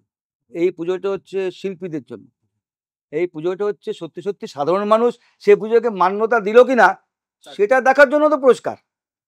মোদ্দা কথা এই যে আমরা একটা ভিড়ের পুরস্কার করতাম, ভিড়ের লড়াই করতাম, উৎসব কাপ, মানে মানুষ যাচ্ছে, মানে এখন আমি একটা কাপকে পুরস্কার দিলাম, সত্যি সত্যি সেটা মানুষ দেখছে কিনা, মানুষের মনে সেটাকে ধরছে কিনা। যে জীবনে কোনোদিন পুজো করেনি তাকে আমি পুজো বোঝে না, তাকে আমি জাত সাজিয়ে নিয়ে গেলাম, হ্যাঁ, আমি আমি এমনও জাজকে বলতে শুনেছি, সে বড় বড় পুজো, যে যে একটা জায়গায় থিম হয়েছিল কপাল কুণ্ডলা, তো জিজ্ঞেস করছে হুই ইজ বঙ্কিমচন্দ্র, বাঙালি, সে সেলিব্রিটি, সে যদি একটা পুজোয় দেখতে গিয়ে জাজমেন্টে যদি জিজ্ঞেস করে যে হু ইজ বঙ্কিমচন্দ্র, কপাল কুণ্ডলা তার থিম, দ্যাট ইজ ভেরি মানে স্যাড। এরম যদি জাজের যদি প্যাটার্ন হয়, তাহলে তার যা রেজাল্ট হওয়ার কথা তাই হবে। সে তো নিজে থেকে কিছু দেখে কিছু করছে না, কারণ সে তো বোঝেই না। আমি একজনকে বলতে একটা জায়গায় সে একটা মাচা করে সেখানে লাউ, চাল কুমড়ো এসব পুঁতেছিল, হয়ে গেছিলো আর কি, লাউ হয়েছে। তো দুজন জাজের মধ্যে, সেলিব্রিটির মধ্যে ঝগড়া লেগে গেল, অন্য কিছু না, চাল কুমড়ো না লাউ। ব্যাপারটা হচ্ছে আমি এরম ধরনের প্রচুর, আমি সবাই কাউকে প্রত্যেককে সম্মান বলে বলছি, এরকম জাজ প্রচুর আছে। এবার এই এই যে জাজ যখন এটাকে আমরা ইচ্ছে করে দেয় কিনা আমি জানি না, যারা মানে বোঝে না পুজো, তাদেরকে ইচ্ছে করে জাজ করে কিনা, আমরা যা ভেবে রেখেছি সেটাকে ইমপ্লিমেন্ট করার জন্য, সেটা কিনা তাও আমি জানি, আমি সেই রহস্যটা এখন উদ্ঘাটন করতে পারিনি। আপনি রহস্য অবশ্যই উদ্ঘাটন করতে জানেন না, আপনার পুরো নখদর্পণে আছে। কারণ আমাদের যে যিনি অলরেডি এক্স জাজ ছিলেন, তিনি ক্লিয়ার কাট বলে দিয়েছেন যে সোমনাথ ওই সেরা 12 যখন বাছাই হয়ে গেল, তারপরে যতই সৎ জাজ থাক, তার কোনো হাত থাকে না। না, সবই তো বলে, তো তো গিয়ে বলে হ্যাঁ আপনাদেরটা এত ভালো হয়েছে, আমি তো পাঠাবো, হ্যাঁ, কিন্তু তারপরে তো আমার হাতে কিছু। বলছে, আমার হাতে কিছু থাকে না। এগুলো পুরো ওই জায়গাটাতে কিন্তু প্রবলেম আছে, এটা এক্স জাজ বললেন, আমাদের কোনো তো মত নেই, আমরা জানি না। এবার আমাকে একটা বলুন, ধরুন আপনি জাজ, আপনি আমাকে ভালোবাসেন, আমাকে, আমি আর্টিস্ট কিন্তু, হ্যাঁ, আর আরেকটা আর্টিস্টকে ভালোবাসেন, তারপরে আরেকটা আর্টিস্টকে ভালোবাসেন। এবার আপনি যদি জাজ হয়ে থাকেন, তাহলে যেহেতু আপনি আমাকে বেশি ভালোবাসেন আর ওদের দুজনকে অতটা ভালোবাসেন না, জাজমেন্ট আপনি কিভাবে করবেন যখন আমার আমার ক্রিয়েশন গুলো দেখবেন? না, আমি যদি আমাকে যদি কেউ জাজ করে, তাহলে তার জানা উচিত যে আমার কারোর প্রতি বেশি ভালোবাসা আছে, কারোর প্রতি ভালোবাসা নেই। এটা এইটা যদি আমি সম্মানে জানা উচিত। এইটা যদি আমি জেনে, আমি আমি জানা সত্ত্বেও যদি কাউকে জাজ করি, হ্যাঁ। তাহলে যে যে জাজ পুজো এই অর্গানাইজ করছে, এটা তার ফল্ট। তার ফল। যাই হোক, আমি জানি না এই এই বিষয়টা আমি কেন তুললাম। আমাকে ওই ওই জাজের মধ্যেই, ফাইনাল প্যানেলের জাজের মধ্যে একজন আমাকে এই কোশ্চেনটা আপনাকে করতে বলেছে যে একজন আর্টিস্ট, তার কাজের প্রতি ওই জাজরা এতটা বেশি গলে যাচ্ছে, এমনকি একটা বেলেঘাটা 33 পল্লীও বলেছে যে এত গলে যাচ্ছে যে ওই আর্টিস্টের কাজ তো পোস্ট করছে, তারপর সেটা নিয়ে ব্যাখ্যা দিচ্ছে অন্য আরেকটা আর্টিস্ট, সেটা বলছে যে না না না, এর প্রপোর্শনের গন্ডগোল আছে, এতে আছে, তারপরেও সেই জাজ সেটা নিয়ে তার বিচার করছে, তার মান মান সমস্ত কিছু বিচার করছে। আর আরেকটা জাজ, সেও কিন্তু অন্য ধারার যে আছে তাকেও আবার প্রমোট করছে, নিজের মতন করে বলছে, ঠিক আছে? তো এই যে বিষয়গুলো, সেইগুলো একটা জাজের ক্ষেত্রে এরকম হওয়া উচিত যে সোশ্যাল মিডিয়ায় পোস্ট করলাম, সেটা নিয়ে ব্যাখ্যা দিলাম, নাকি পোস্ট করলে সবার পোস্ট করব? এইটা যারা হচ্ছে অর্গানাইজ করছে এই প্রতিযোগিতাটা, তারা তো সোশ্যাল মিডিয়া দেখছে, তাদেরই তো এটাকে উদ্যোগী হয়ে বলা ছিল, তুমি একটা বিচারক, তুমি তোমার মতামত কাউকে দিতে পারো না, তোমার যা মতামত তুমি শুধু আমাদের দেবে, তোমার মতামত অন্যকে দেওয়ার কোনো অধিকার নেই। একটা একটা বিচারপতি বা বিচারক, তার কোনো একটা মানে কি বলবো, তার পারিবারিক নিমন্ত্রণ বাড়িতে যাওয়ার কিন্তু রেস্ট্রিকশন আছে। মানে আমি এটা বলতে পারি না কাউকে, আমি বিচারক হয়ে আমি আমার মতামত, আমার নম্বরটা শুধু, আমি কোনো মতামত দিতে পারি না, আমার নম্বরটা আমি আমার যে করছি সেটা করে আমি জমা দেবো কর্তৃপক্ষকে। আমি তা নিয়ে কোনো মত, সে যদি জাজ হয়, তাকে যে লোক কনসার্ন দিয়েছে পুরস্কার, তাদের অবিলম্বে জাজকে বাদ দিয়ে সেই সময়ই সে বছরের পুরস্কারটা বাতিল করে দেওয়া উচিত। কারণ আমাদের কাছে যে মানে নামগুলো তো অলরেডি রয়েছে, কিন্তু আমরা নাম দিতে পারবো না। অলরেডি 2টো জাজ রয়েছে যারা মাঠে নেমে গেছিল ওই 29 তারিখেই ছবি টবি দিয়ে, তারা একটা এত বড় পোস্ট দিয়ে তারা রেডি হয়ে গেছিল যে কাকে কি বলবে না বলবে। তা আমাদের মনে হয়, বা দর্শকদের মনে হয়, বা যিনি দিয়েছেন তাদের মনে হয় যে যখন আমি জাজ করতে আসছি, আমাদের বাড়িতে নিমন্ত্রণ যাবো কি যাবো না, সেটা আমাদেরকে নজরে থাকা উচিত। এটা আমার লাস্ট প্রশ্ন থাকবে আগামী প্রজন্মের জন্য। আমরা তো সবাই, ধরুন, প্রথম কথা, আমি তো আপনার সঙ্গে এসেছি সাংবাদিকতা হিসেবে, তো আসিনি এমনি কথোপকথন এসছে, সব ওরা পাঠিয়েছে ঠেলে ঠুলে। যারা সাংবাদিকতা করছে, যেহেতু আপনি ক্রাইমেও করেছেন, পুজোও করেছেন, আরো অন্য রাজনৈতিক ব্যাপার নিয়ে অনেক নলেজ রাখেন, কি টিপস দেবেন যাতে বেসিক মেরুদণ্ডটা স্টিলের করতে হবে না, বেসিক ফাইবারের হলেও চলবে? কি করা যেতে পারে? আসলে না, আমার মনে হয় প্রথমটা হচ্ছে কাজের প্রতি ভালোবাসা। তোমার যদি কাজের প্রতি ভালোবাসা কিংবা শ্রদ্ধা থাকে, তুমি কখনোই সেই তোমার ভালোবাসাটা থেকে তুমি কারোর থেকে তোমার মানে মানে অন্যের থেকে তোমার ভালোবাসা অন্যকে তুমি বিসর্জন দিতে পারবে না। তোমার ভালোবাসা যেটা তুমি ভালোবাসা তুমি প্রকাশ করবি। কিন্তু আমার কথা হচ্ছে এখনকার পেশাগতভাবে না আমার সঙ্গে একটা প্যাশন ছিল। আমি তোমাকে আগেই বললাম যে আমি জীবনে কোনোদিন রাত জেগে ঠাকুর দেখিনি বা আগে ঠাকুর সম্পর্ক, কিন্তু আমার কাজ করতে করতে করতে করতে আমার কাজের প্রতি একটা ভালোবাসা তৈরি হয়েছে। যে এটা দেখি তো নতুন শিল্পীটা কি কাজ করছে, দেখি তো এই পুজোটা কি কি করে করছে, এই ওদের তো বাজেট বেশি নয়, কোনো বড় লোক বেশি নয়, এই পুজোটা কি করে এক্সিস্ট করছে। মানে আমাকে যদি কাজের প্রতি একটা যেমন ভালোবাসা, তেমন হচ্ছে যারা আমার লেখা পড়বে কিংবা আমার বক্তব্য শুনবে তাদের প্রতি আমার দায়বদ্ধতা। এই দুটো যদি না থাকে তাহলে তুমি যে প্রসঙ্গগুলো বলছো শুধু চাকরি করছি বলে আমার এই রিপোর্ট করা, তাহলে এই সমস্ত জিনিসগুলো তোমার যদি শরীরে যদি ঠিক না থাকে, তোমার নানা রকম ভাইরাস ব্যাকটেরিয়া অসুখ তোমাকে ঢুকবে। তুমি শরীরকে যদি ঠিক রাখতে পারো, তোমার লক্ষ্য মানে তোমার যদি ভালোবাসা তোমার যদি ঠিক মতো থাকে, প্যাশনটা যদি থাকে, তুমি মনে করো এটা আমি করব, তোমায় কিন্তু এর থেকে কেউ করতে পারবে না। কি হতে পারে বড় জোর, তোমার লেখাটা তোমার কাগজ ছাপলো না, তোমার লেখাটা তোমার বক্তব্যটা তোমার তোমার যে চ্যানেল তোমার দেখালো না, দেখাবে না, পরের বার তোমাকে রিপোর্টিং করতে দেবে না, পুজোর রিপোর্টিং করতে কি আছে, তোমার তো পুজোর প্রতি ভালোবাসা তো আর চলে গেল না। এইটা মানুষকে ব্যাপারটা হচ্ছে এখন সবকিছুই একটা আনসার্টেন ব্যাপার, যে খবরে যে যারা সাংবাদিকদের স্থায়ী চাকরি কারণে সব হচ্ছে কন্ট্রাকচুয়াল জব। আমি যদি না শুনি আমাকে আমাকে হামলে পড়ে আছে লোকে যে আমার থেকেও কম পয়সায় চাকরি করবে বলে। সেইখানে আমাদের সময় একটা ছিল যে আমরা সত্যি সত্যি জানতাম যে আমি যা লিখবো যা বলবো সেটা আমার কাগজে আমার সঙ্গে মানে খারাপ হলে পরে বলবে, কিন্তু আমার লেখাটাকে অন্যদিকে ঘুরিয়ে দেবে না, সেটা আমি জানতাম। কিন্তু এখন সেই নিশ্চয়তাটা কিন্তু সাংবাদিকদের কাছে নেই। এইটা কিন্তু লোককে জানতে হবে বা বুঝতে হবে, হচ্ছে কথা। আর তুমি জানো তো আমাদের এখানে জুট মিলে বদলি ওয়ার্কার আছে, যখন জুট মিল ছিল বদলি ওয়ার্কার মানে এত আমাদের লেবার যে বদলি ওয়ার্কার। তার ফলে কি হচ্ছে, একটা লোক অসুস্থ অবস্থাতে চাকরি করতে আসতো, জুট মিলে আসতো, তার ফলে কি হতো একটা লোকে 35 বছরে তার কর্মজীবন শেষ। কারণ কি করছে, তার সেই অসুস্থতা নিয়ে একটা জুট মিলের এমন একটা পরিবেশে কাজ করেছে, দমবন্ধ পরিবেশে, তার পুরো লাংসে 12টা বেজে যক্ষা হয়ে গেছে শেষ, কারণ তার বদলি ওয়ার্কার বসে আছে। আমি একদিন না গেলেই বদলি ওয়ার্কার ঢুকবে, আমি আর সেখানে চাকরি পাবো না। তার মানে কি বলতে চাইলেন আপনি? বললাম যে এখন যে আমাদের সাংবাদিকের যে পেশাটাও হচ্ছে এমন বদলি ওয়ার্কার আছে, প্রচুর বদলি চলে আসছে। মানে একজন যদি আমার থেকে কম পয়সার চাকরি করে দেবে। হ্যাঁ, তখন আমি তো জানি কি যে আমি যদি আমাকে যে কাজটা করাচ্ছে আমি যদি তারটা না করতে পারি, তাহলে কি আমাকে রিপ্লেস করার জন্য এক্সট্রা লোক আছে, আমার থেকে কম মাইনে কাজ করবে, আমার থেকে আমি যা মাইনে পাই তার থেকে 2টো লোক কেউ এক্সট্রা নেবে। স্যার জয়িতা টিভি দেখা হয়?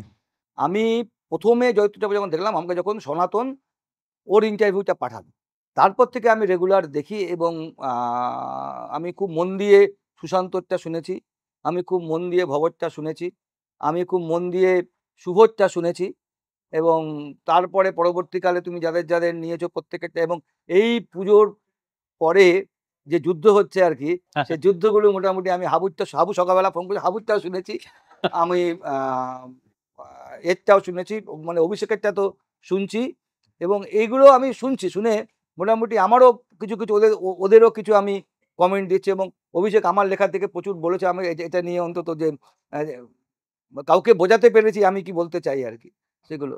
অসংখ্য ধন্যবাদ স্যার।